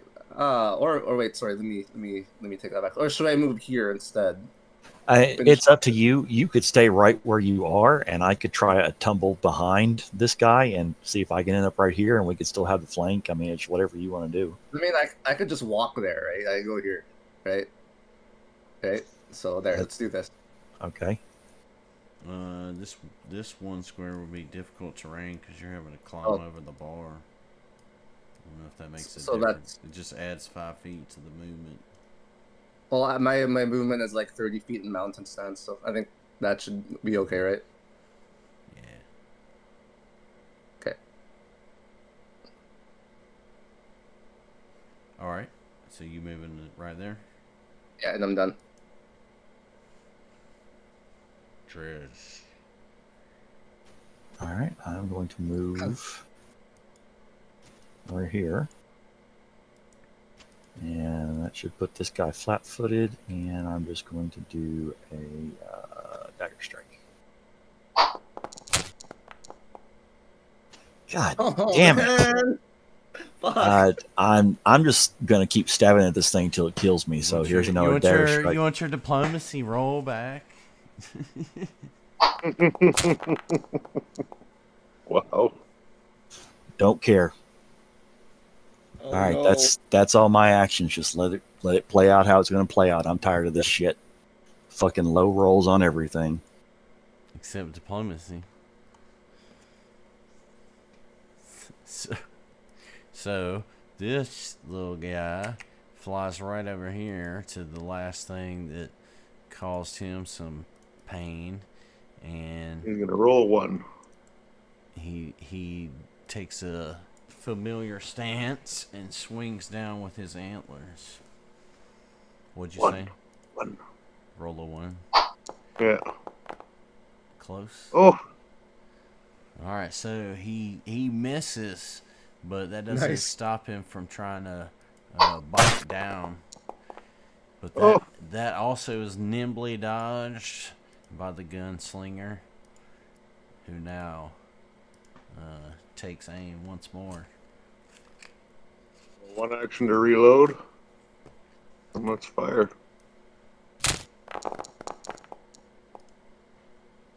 Boom. Point blank shot right into this thing's face. And Sorry, I gotta reroll that. It had the 1 shot, 1 kill. Take out the 1d6. okay. So that takes off 3. So Yeah. 9 damage to this thing's face. And then I will immediately reload again. That's my turn. All right. So, back up to Gurn. I need something to drink. So, if we could pause for a second. right before I go, though, let me leave you some circumstances to consider. As this round begins, the airship comes to a jarring halt. You all have to kind of catch yourselves because even though it was moving at a slow speed, it was still a good clip through the air, right? No real restrictions or anything. But all of a sudden, the engines, you hear them like clamber down, and you guys are now just floating. You are not moving forward any longer.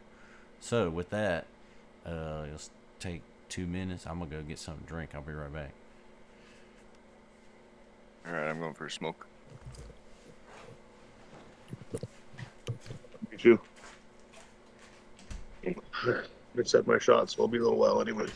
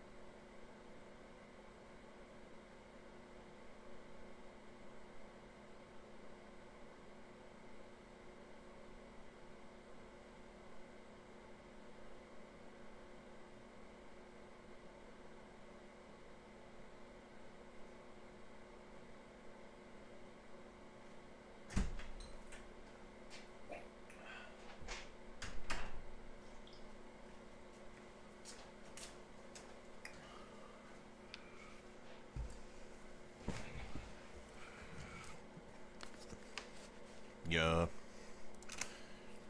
Yo. Oh, Right here, mostly. I'm back. Kill, kill, kill. Kill, kill, kill. Seems to be what's happening. I got a cupcake. you mean miss? Here.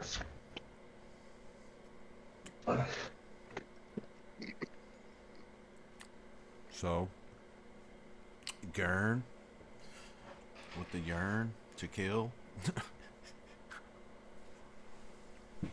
All right. Oh, hold on. There's some ambiance. Hold on. How are you three doing with those two outside? Logan, you still need my help? I think we should be. I think yeah, both of us should be taking this guy on, but. Okay. I think one is almost. We're not really. But one's almost dead outside, but we keep missing and they keep critting us. Yeah, I hear that. We keep hitting, but they aren't good hits.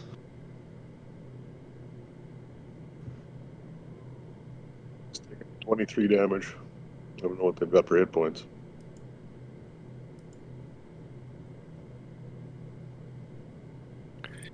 Alright, well, I'll move up. I'll cast telekinetic projectile on this guy here. The one in front of you guys. By CPP there, yeah. Yeah.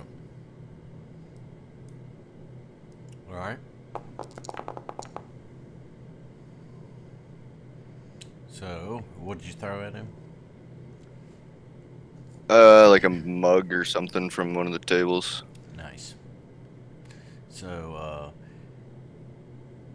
a mug with Muglin's picture on it flies off the table from the merchants over here and smacks the Paraton in the face, doing 10 damage to him, and he lets out just a vicious kind of snarl with a little bit of blood dripping off his mouth.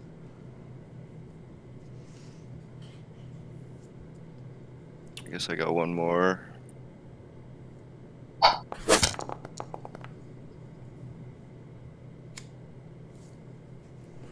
He catches the arrow and uses it as a toothpick.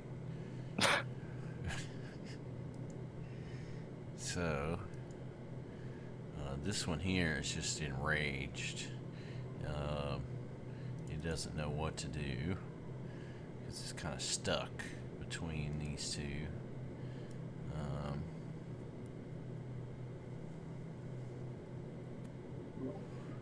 So it starts to move out of this square. So Krillin, you will take an attack of opportunity on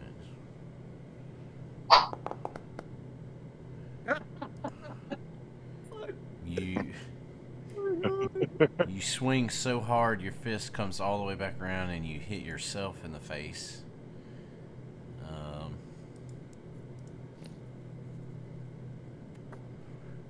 Causing you to be clumsy for one round. And it flies down here and tries to bite Drez.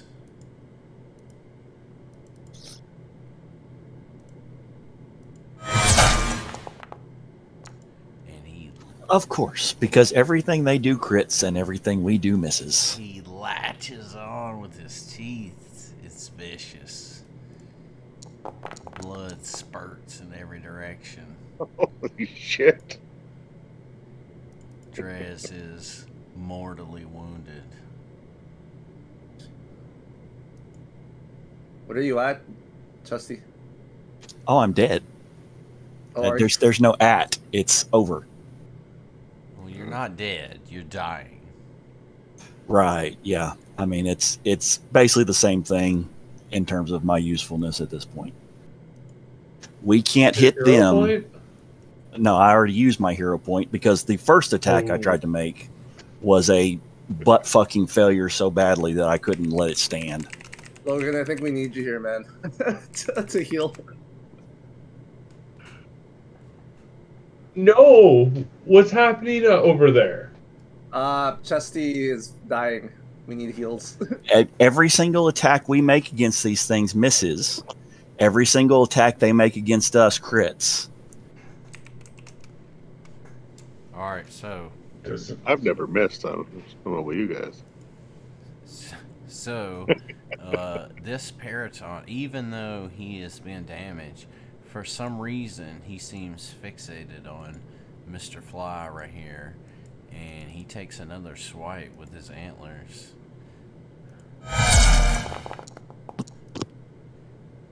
He lands a critical hit on, wait a minute, I I got the wrong person targeted.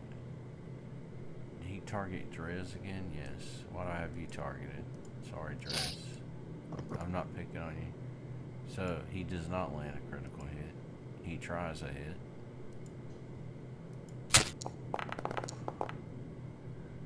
And he lands just a regular hit against Mr. Fly. And he does 11 damage. Mr. Fly seems to be unbothered by this intrusion. And he just kind of sits there. He doesn't really do anything. However, this thing, the Paraton, takes another stab at biting him.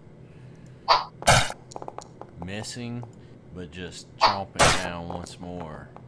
He's just like fixated for some reason on Mr. Fly. CPP, will you go bring in the ambulance?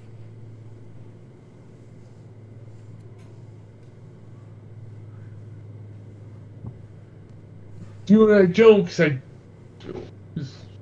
actually, I will do one action to do a perception check to see if I can see if I notice anyone's super injured. Or... You know what, Logan? I could probably just heal Chesty, but it's gonna require a check, so I might fail the check. If you want to risk that.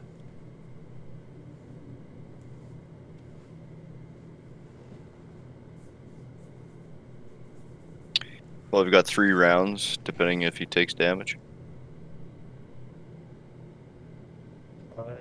Yes, it's really all about if he takes damage.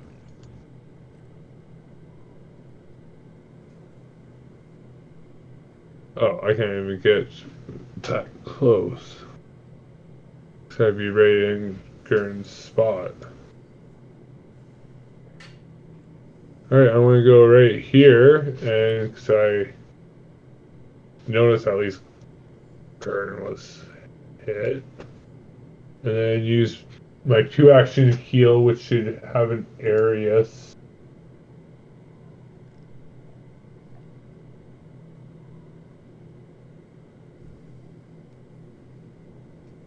Right? Has a 30-foot range. Increase hit points by 8. Yes. Alright, so I'll do a heal right here, and that would be 30 feet.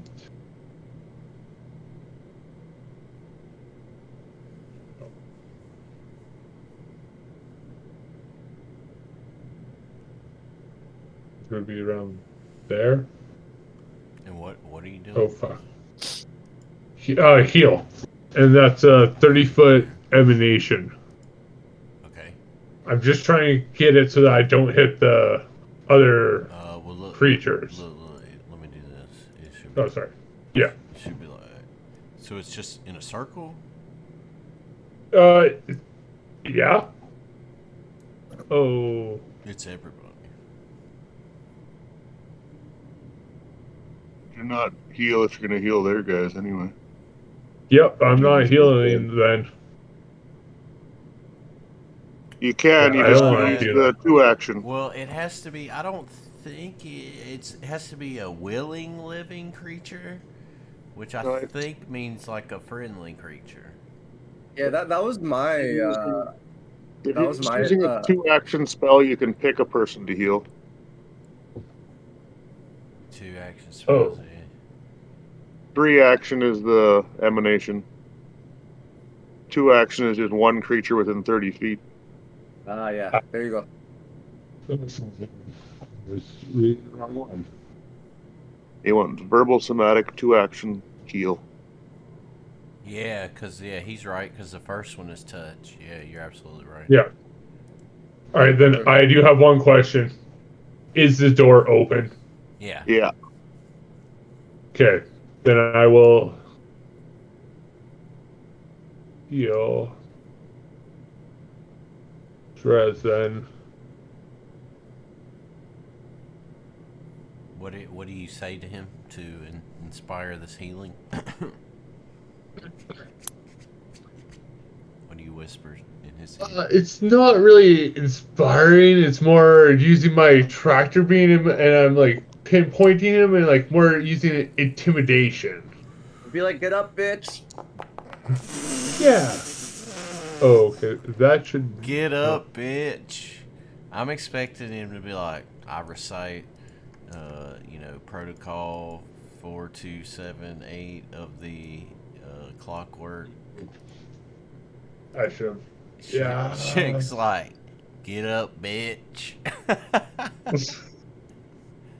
Role play at its finest, ladies and gentlemen.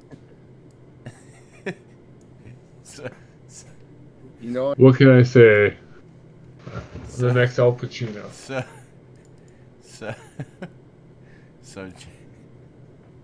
Sorry.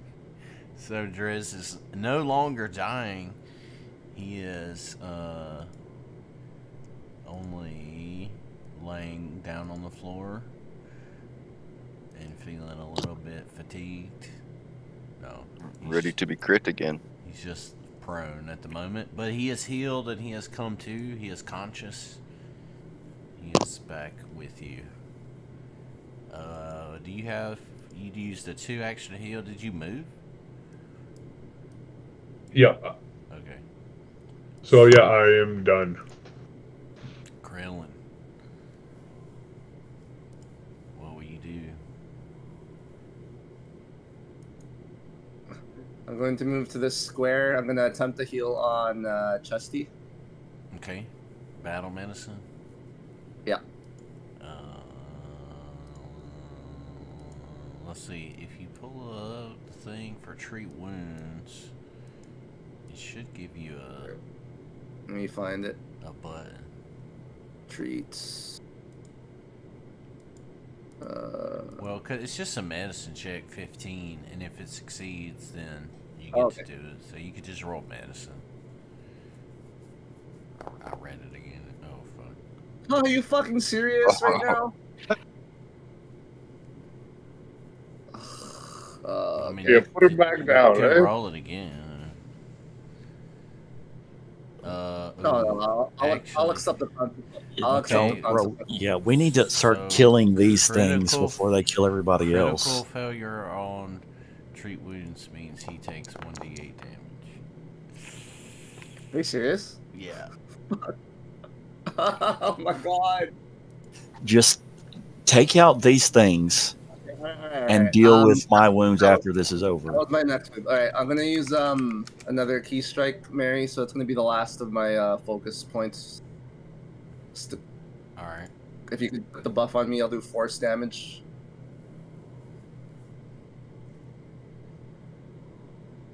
Where's my action counter?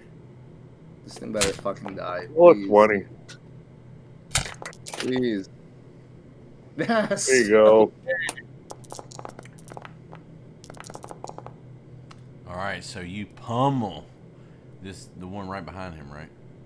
Yeah. You pummel this thing into submission, and it falls to the ground dead.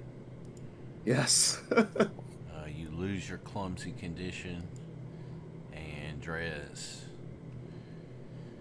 What will you do, sir? I imagine first you will stand up, yes? Fuck him and no, run. I'm staying down here the entire rest of the time. You can crawl. That is a movement. No, I'm going to stand up. That takes 1 action to stand up.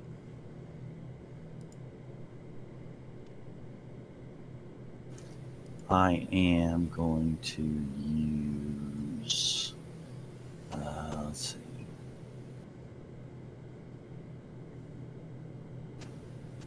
This.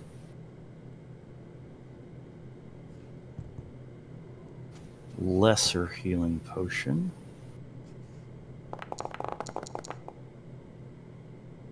Nice.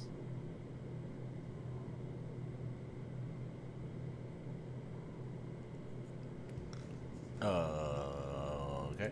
Let's see. You did it, boom, boom. Got you. And then I am going to step right through the door into this corner here. Okay. And cry. Well, now I'm going to reload whenever I have a return. Okay. My gun is empty. And then cry. It depends on how the shot goes, honestly. Ready, cry?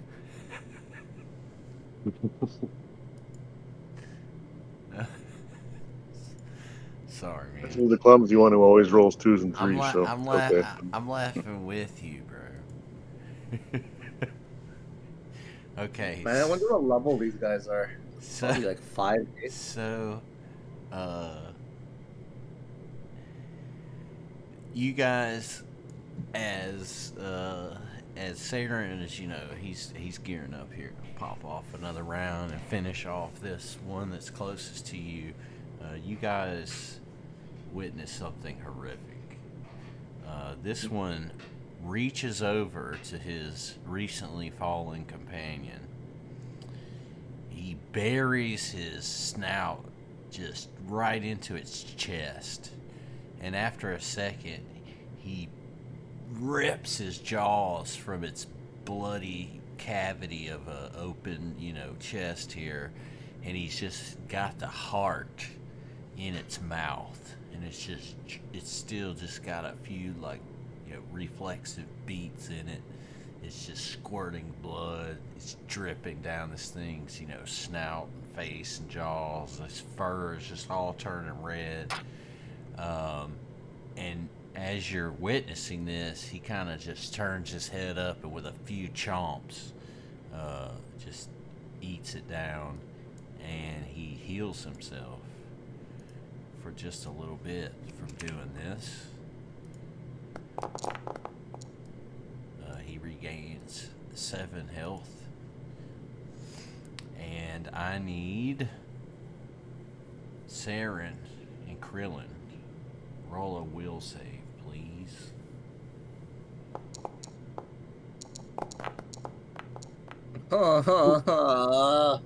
Alright, so from witnessing this horrific scene, you both become frightened one. Hey, Mary, didn't you have to go? I totally forgot. You had to go at 11. I said I might have to, and so far I don't have to. Shit. What am I doing? We'll see. We'll see. Text messages have been sent. Replies are awaited. But yeah, no, no, I'm good. I'm good at the moment. I'd say so if not, So, but thank you. So with that, this thing wastes no time trying to bite the newly frightened Saren. However, he does take a map penalty, but it is no. That is the weak one anyway. It is no deterrent, and he chomps down for a little 10 damage. With that, he actually does something that you both find surprising. He flies right in between both of you, becoming flat-footed. Saren, what will you do? One make me looking for. Say again. What does frightened one give me? The heebie-jeebies. Yeah, it's a penalty, I think, on everything. Status penalty on all your checks and DCs. Okay, so it doesn't affect my attack? Yes, it was it would affect your attack roll, I think. Oh, I think it makes my attack -1, yeah. Yeah, I think it's -1 basically to everything. Okay, well, I will fire with my first shot. But goes away at the end of this turn.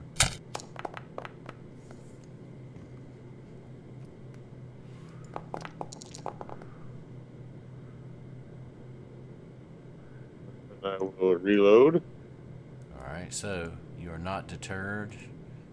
And I'll fire with my map for a second shot. You pop a cap, and then another. May as well. Please crit. Come on. You connect again with the trusty Giselle. That's a little better. This time, you open up a gaping wound and it screams in pain. You lose your frightened condition. And I've given him like 44 damage so far. He should be close to dead. and another round begins. Finish him off.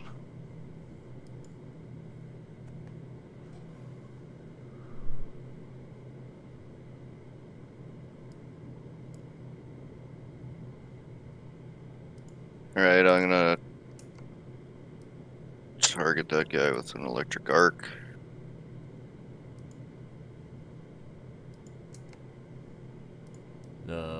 With the one up here. Wow.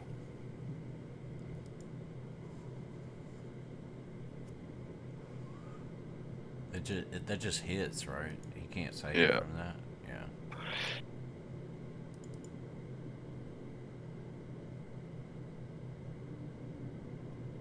And I'll take a shot in the dark. Nope. Ooh, so close.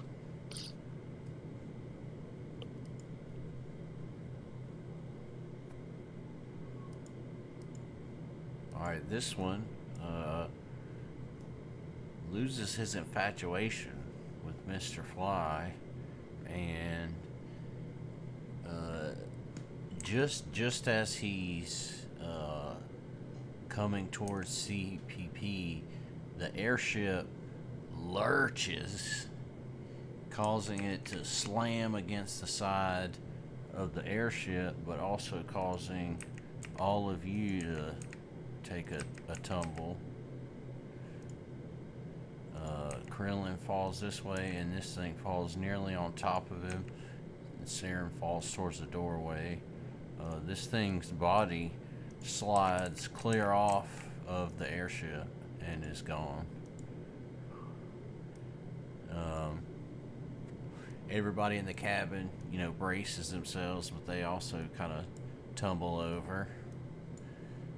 Mr. Fly as well. With that, you know, in the next moment, these two kind of scurry away from the danger here. He moves back into this booth. This thing continues on its movement. Comes right here. And let's see what's his range on this.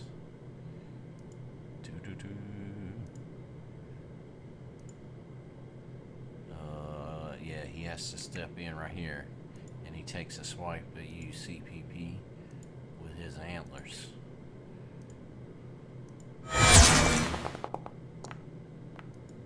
He digs into your metal body, causing you Jeez.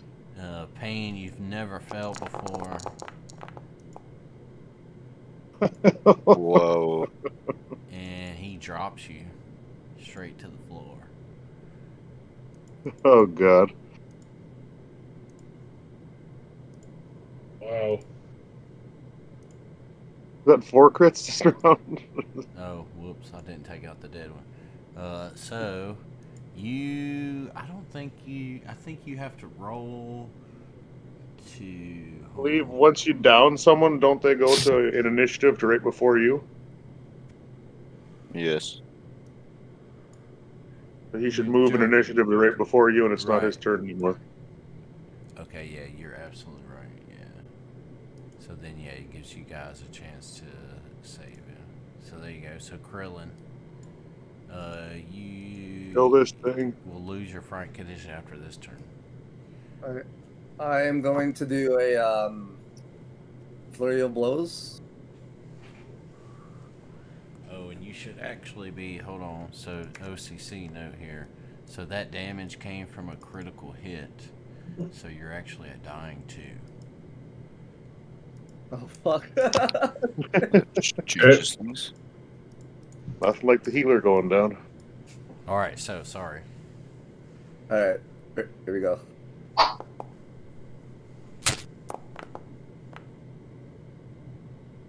Oof, went away from a crit. Nice. Please die. Please die. Was that is just one hit? Okay. So That one hit. You turn around, even though you are frightened, and you pummel this guy, and he drops to the ground, dude. Okay, I guess I have 2 actions remaining, so I'm going to... Mary, how many times can I heal myself in the mat or in an encounter, or someone else that I've already healed? Is it just one time? It's once every 10 every hour. minutes. Oh, Is it okay. hour? I thought it was 10 minutes. Or Okay, so Okay, an hour. hour, I'm pretty sure. I'm gonna go to, so that is 10 feet. I'm going to go here. And now, oh shit, should I block that way? I don't know. Yeah, yeah, I think I'll stay here. Okay, I'll stay here and then I'll, raise my shield. Alright.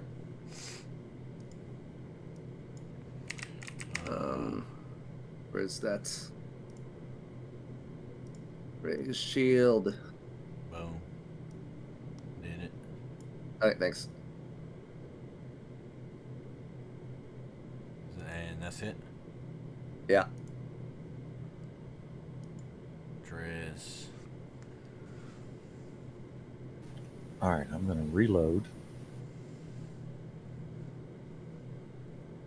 And then from my position here in this dark corner, I am going to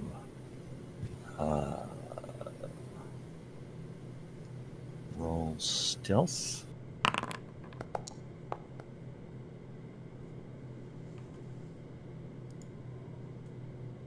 All right. Let me see. What that was.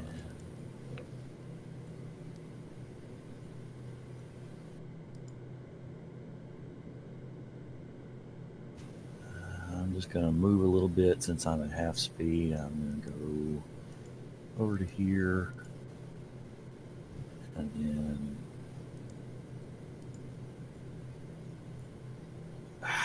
stupid lag. Right here, huddled up against this wall. All right.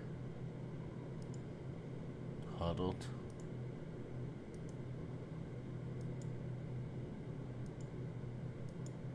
Saren. It is you, sir. I'd be considered hidden to this guy. You are unobserved, certainly. Let's see. Because he realizes you guys are there, but he doesn't know that you're precisely like, because he's definitely blocked, you know, by everybody standing right here and by this booth. So you would definitely get an advantage on him. Okay, so I just get the surprise attack then? You could get your surprise attack, yeah. Okay, well I will use my first action to reload. And then I will fire a shot at him. Will I have a straight shot from there, or do I have to move in the door? No, you can shoot through there. You need a crit here, man. Do it. Point. Hero point. What happened? Oh. Using a hero point. I got 2 of them. Oh my god, this fucking counter, man. Wait, it should be my, that's a hit, because he should have been flat-footed to you. So 19's a hit. That's a hit. Exactly a hit, yeah. Because he should have been -2. Alright, so you pop off a shot from the shadows. We'll do the hide action to covered reload, I guess. Alright, you could do that. Just gotta find hide wherever the hell. That's just a stealth check, I guess. Well, if you're... Alright, yeah, you're good. But, so, because you're... I mean, you just shot him, but you're still unobserved. Like, he doesn't know precisely where you are, so you can just do it. Okay. Well, then I'm reloaded for next round. But, I mean, the stealth check, since it's part of that, you now have become hidden, which means he doesn't know where you are at all, so he can't even try to attack you. Yeah, and then I get to use my surprise attack again for next shot. Yeah. But that'll be next turn, though. That's the end of my turn. Same difference, yeah. Alright, so Gurn. You are huddled up with Drez at the moment. And the ship, the ship, by the way, is still just spinning in a counterclockwise motion. Give me 2 seconds. I need to make a phone call.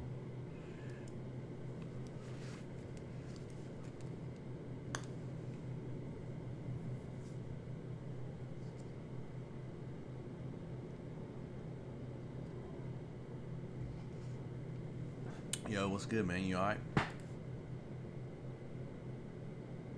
Yeah, that's what I say. Yo, how you feeling? You want me to? Can we get is someone able to get a heal on Logan? I mean, I was just trying to give you this that I owe you. I mean, I guess, yeah, I probably should. I guess whose turn is this next? Gurn's turn. Okay.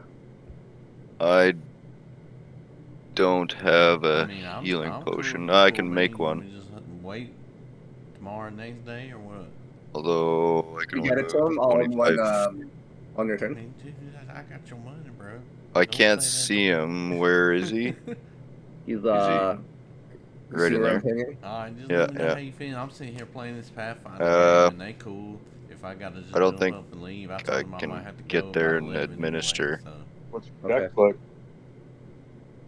No, you can try the tumble through action. But I mean, you know, I'll be up till to get up and over that thing. 1 o'clock. You know. Is he in just a guy in the way, right? Like you can go this way and then here, and you don't have to go through anything. You just have to go through me, which is like okay, because we're on the same team. Hell, this is the time of day when don't nobody fuck with me. Is that 10, 20, you know what I mean? 25 feet can get me there. That's my movement. Just let me know, man. You know, you want me to swing through tonight? I guess I'd be adjacent. You just hit me up. Yeah. Let me know what Diagonally. like after you get a shower. Yeah. Okay, so yeah, I can. Kind of late, like 6:30, 6:45. I'll craft a healing potion.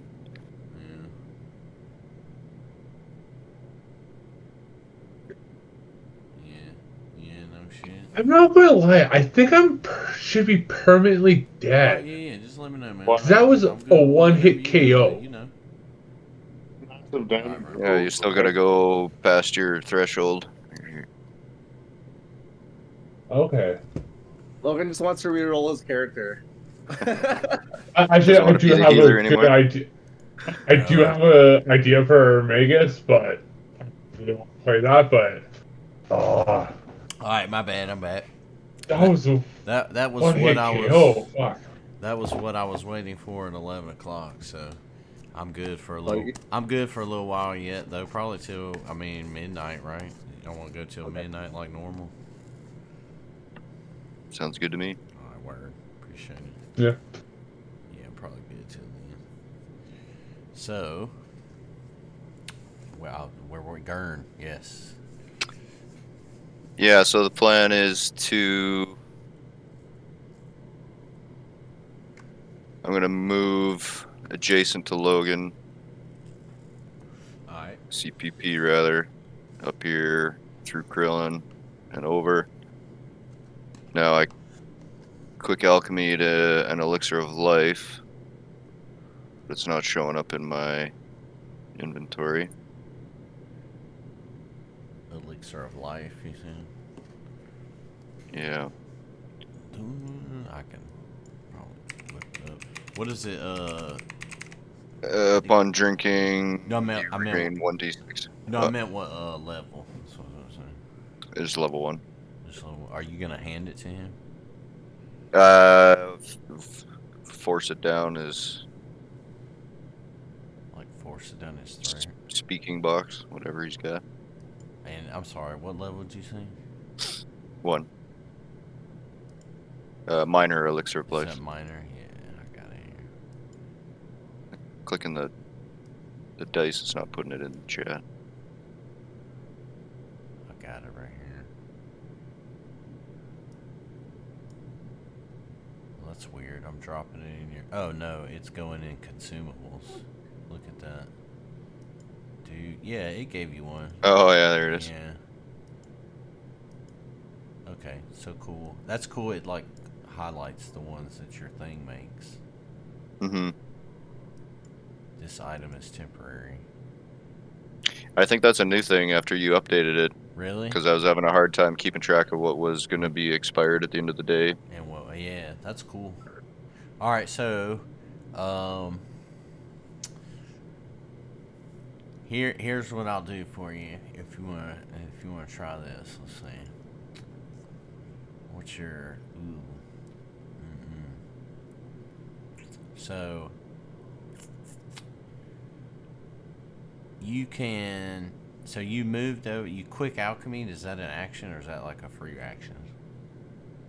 Single action. Single action. So then you moved over there, right? So you have one action left.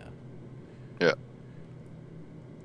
So I think the only way that you could make this happen is if you either like diplomacy sweet talked or intimidated, kind of harsh talked this acrobat chick right next to you into taking the potion and, you know, using her acrobatic skills to contort herself over and somehow pour this into his I don't know, transmission fluid port. I don't know what His gearbox. It goes in his oil pan, or yeah, just shove it up his ass. Butthole. All right. wait, why does he have one of those? Who knows, man? Human designers. You know what this robot needs? A Oh. butthole. I believe you're forgetting. I don't hate to reference Bender again, but bite my shiny metal ass. He does exhaust out of there every once in a while. Yeah, right. Well, I guess I'll try to sweet talk her. Listen, honey, you give this to our robot friend over there, and I'll let you draw my dick any which way you want.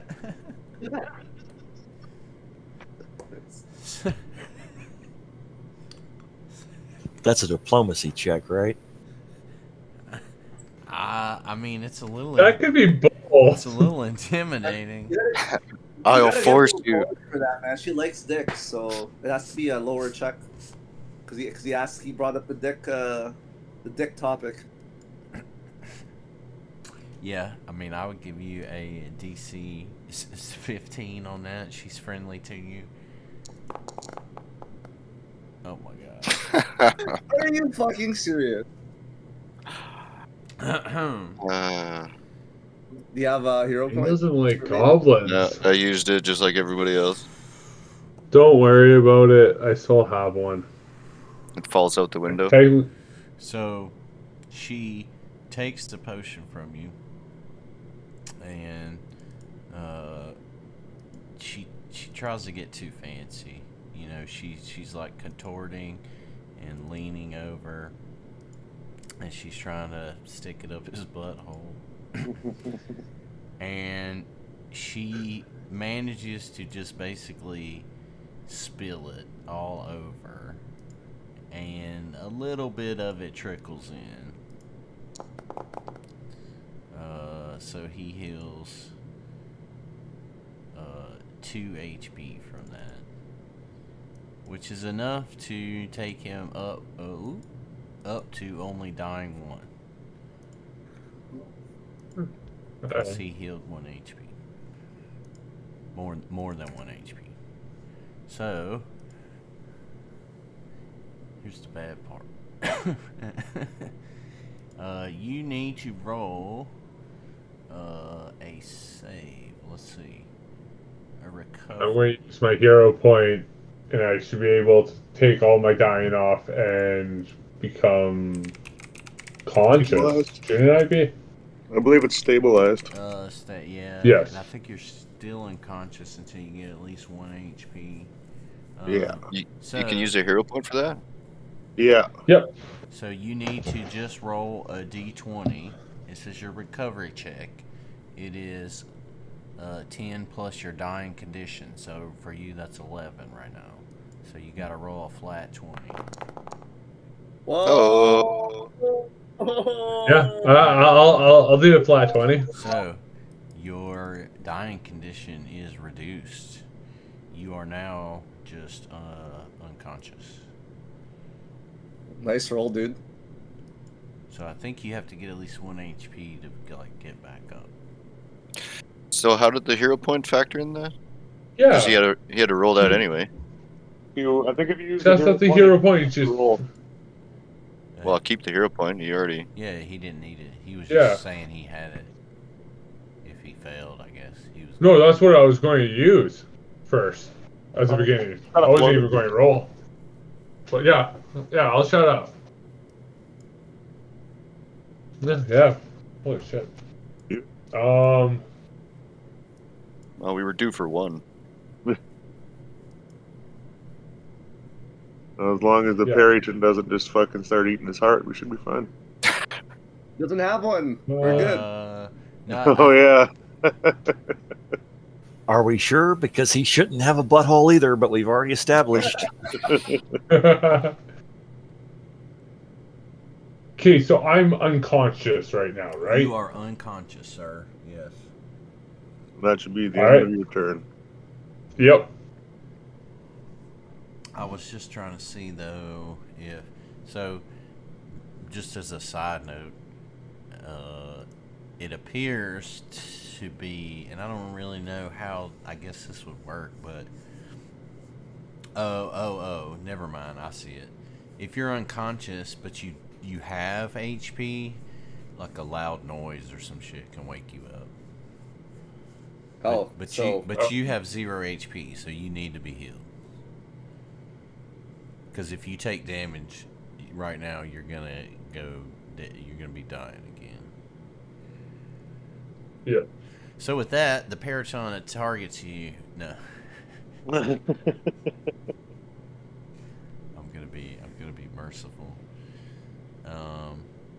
He actually targets the person who just aided you, and he lashes out at the acrobat. No. Yeah, there goes y'all's source of entertainment. She screams in horror as this thing devastates her for 17 damage. In a frenzy, it also bites, just at anything, and he happens to catch Gurn.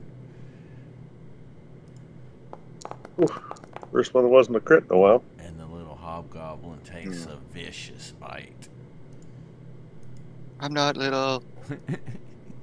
It's a meme now. Now I always have to say little hobgoblin. Sounds like he's got a little Napoleon complex there. I mean, you can't be a hobgoblin and not be little. Come on. All right, so Krillin. Is there any way to occupy the same space as the hobgoblin and the acrobat, Because I want to be able to try and heal Logan. Or no? Just leave him stable. If he gets up again and gets hit, you can kill him. Yeah. Yeah, I should be technically looking dead, so attack away.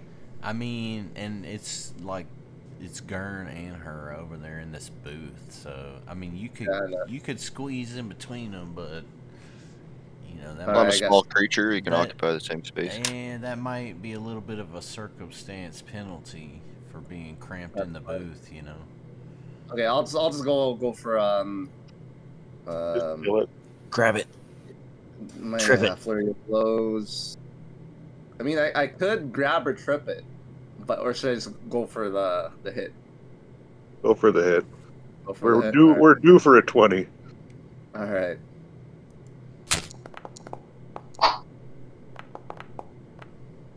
Well, you weren't wrong. In a way. Alright, so you smash down on this guy. And he screams out. He's hurting from that. But he's still... He wouldn't be flat-footed, right? Because Logan's unconscious? Or would he? Look the other way. Between Drez and Gurn. Okay. I mean, he's totally surrounded.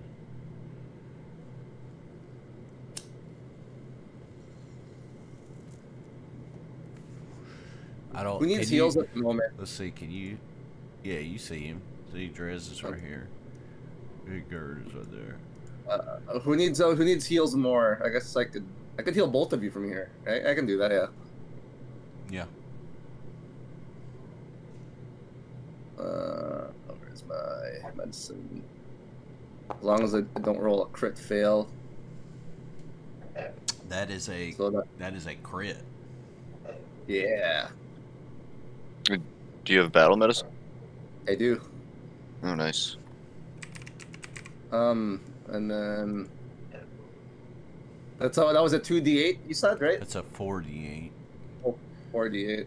Because it's a crit.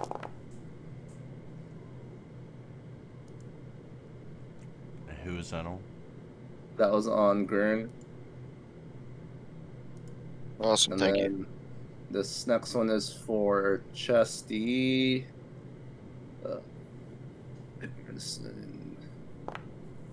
Oh my god! Are you... You're gonna down Did you him. just punch me? Did you try to heal me with your knuckles? But you can't re-heal him. You already healed him once. Oh, I already healed him before. Yeah, I can heal him. Who, Drez? Yeah, No. you did that Oh. exact same Oh. thing. Yeah, the And same by exact heal thing him, happened. you did damage him before. Well, Right, each round okay. is a couple hours. Actually, so I'm just so instead of healing, I'm just gonna move to this booth right here. Alright. And then I'm done my turn.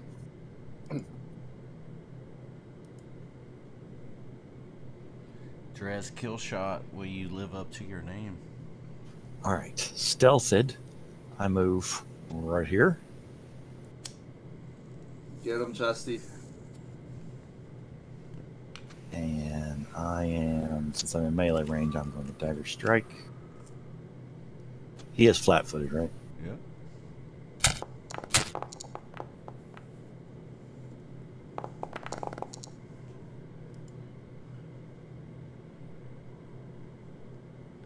That's a hit. Is he still alive? You roll the damage, yeah. He, Logan should probably be awake by now too, right? he from all that noise. screams. No. And he still lives. Well, so he's not unconscious with HP. He's at 0 HP. Oh yeah, 0 HP, right. So he would be if he. Just Had get to a move out of the way so I can get a clean shot. We should be able to finish this guy. If he had a capacitive charging battery, you could maybe have gotten him up by now. All right, I am going to step right over here, clearing the line of fire. All right.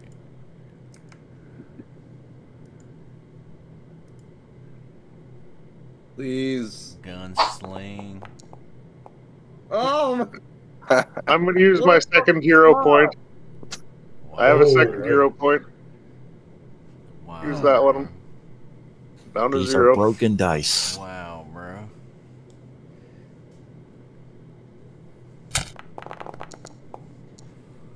oh, thank God.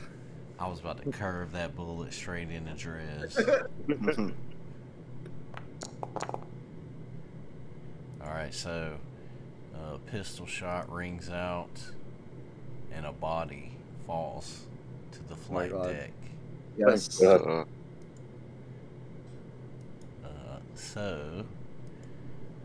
For this encounter with these creatures, let's see here. Hey, Mary, what level were these guys? None your business. You guys get 120 XP. They were on level for you. Oh, that's on level? Holy shit. Alright. So we're at what, We 580? missed. We're at 580, yeah? Yeah. Right? I mean, it was Sounds right. the RNG that fucked us more than the monsters. Yeah. No, they had a high hit accuracy, like for their. You know, for were their- they like a plus 12 or something? They were Plus plus 16. 16 on the first hit. Yeah. That was a moderate encounter. Oh jeez. Plus 16, that's a 5 or better hits me. That's a tough creature. Yeah. As you guys are, kind of debriefing from the battle here, from the stairs. Yeah, what's up? Oh no. Nothing if another one's coming. Gotta figure out what happened to the engines. From the stairs, these two little goblins. Well, you've noticed that the ship has started to straighten back out and has gotten underway slowly with a lot of smoke coming out of one engine.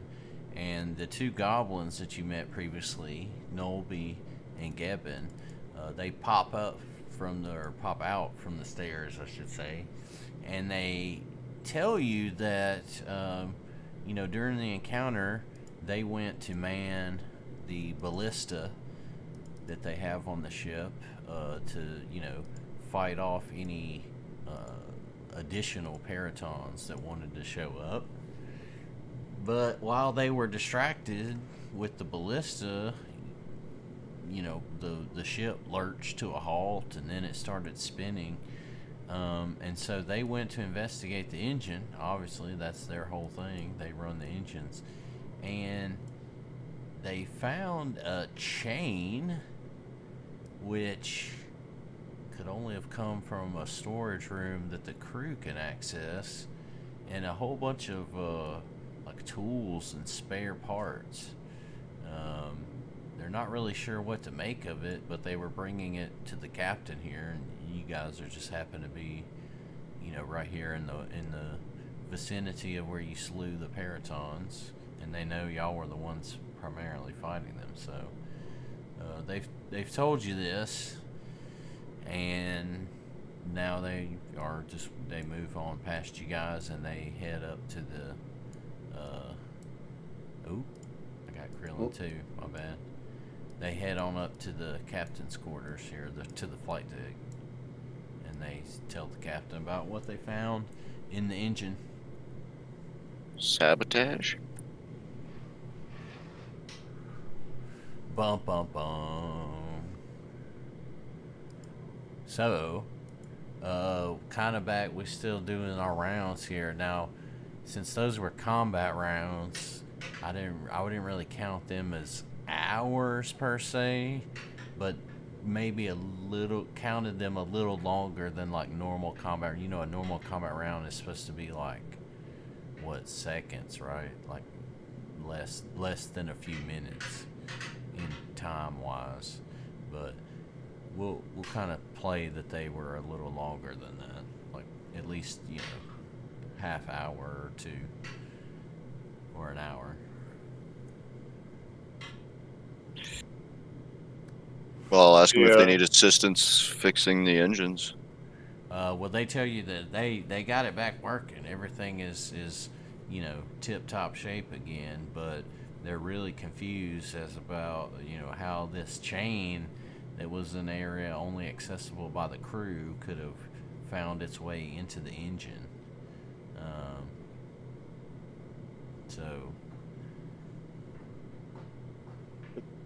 You want to use your battle medicine and try to heal me a little bit? Not down much. Sorry, I was all tab. Are you talking to me? Yeah. Oh yeah, sure. I'll try for. Are you sure though? I might hit you too. You know? Well, it's just treat wounds now, so. Oh, Yeah. that's true. Yeah. But he still might punch you in the It's balls. the same thing. Well, so. I mean, we'll still play. I'll let you like move down there and heal him up or whatever. But these rounds now, we'll go back to playing like, you know, each round is a couple of hours, and then taking turns with 3 actions through each round, if that makes sense. Go back to what we were doing before that fight.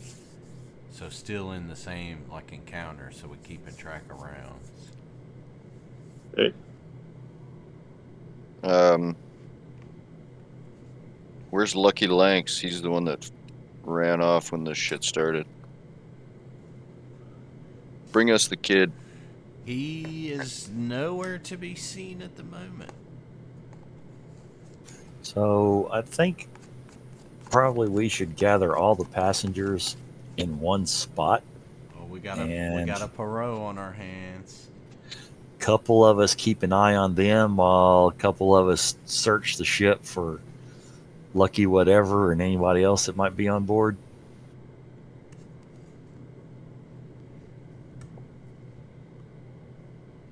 I kind of would like to get healed so I could kind of wake up. Yeah, I mean that's high on my priority list too. Toss him overboard. But also, I know we have about 8 minutes left or so, Oh, right? That'd be shit. around 12. Yeah. I've got healer's tools. Oh, well, you could just heal check me and heal me up. But I do have a question because I don't really like my character. What you trying to do? Well, technically I'm dead. Next stop, unconscious. like, yeah, and stay dead. You trying to And respec? have a new character? Yeah. You trying to respec? So I will give you this. So the airship is quickly approaching once again, thanks to these 2 goblins. Its first stop, Cloud Reaver Keep, which is where these would-be merchants are headed. And so I, without objection from any other party members, would allow you to change personas at Cloud Reaver Keep, because that would be a place where eccentric folk may dwell or be looking for adventure. So You also have to I'm- sketch dicks, though. I'll give her my mighty fine dick to look at. What? Oh. Okay, not required. I'm gonna loot CPP. Why are you talking about the acrobat? You showing her your like robot dick? Then no, my new character. I don't have a dick. Well, I don't even know what I have on my robot. Yeah, I have a lot of I imagine it's like a Ken doll. Well, so there's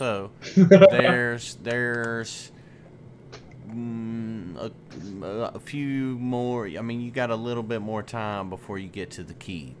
So I guess my proposal is play CPP to the keep, but go ahead and make whatever new character you want to make. Does that make sense? Oh, okay. Yeah, for sure then. And then when we What are you get gonna make for it? What? Pardon? Oh, do you know what you're gonna make already? Or are you still are you gonna brainstorm still? I think I'm going to do a Magus with a wizard dedication. So I'm frontliner with you, because then we can do flanking, because there's really no one else to flank with you. Okay. Or to do any frontline stuff with you. and then I can still do spells with the Magus. Oh, and no, look. do a little. All of a sudden, it's surge time every day. Hey, I was still an oracle. I'll make it work.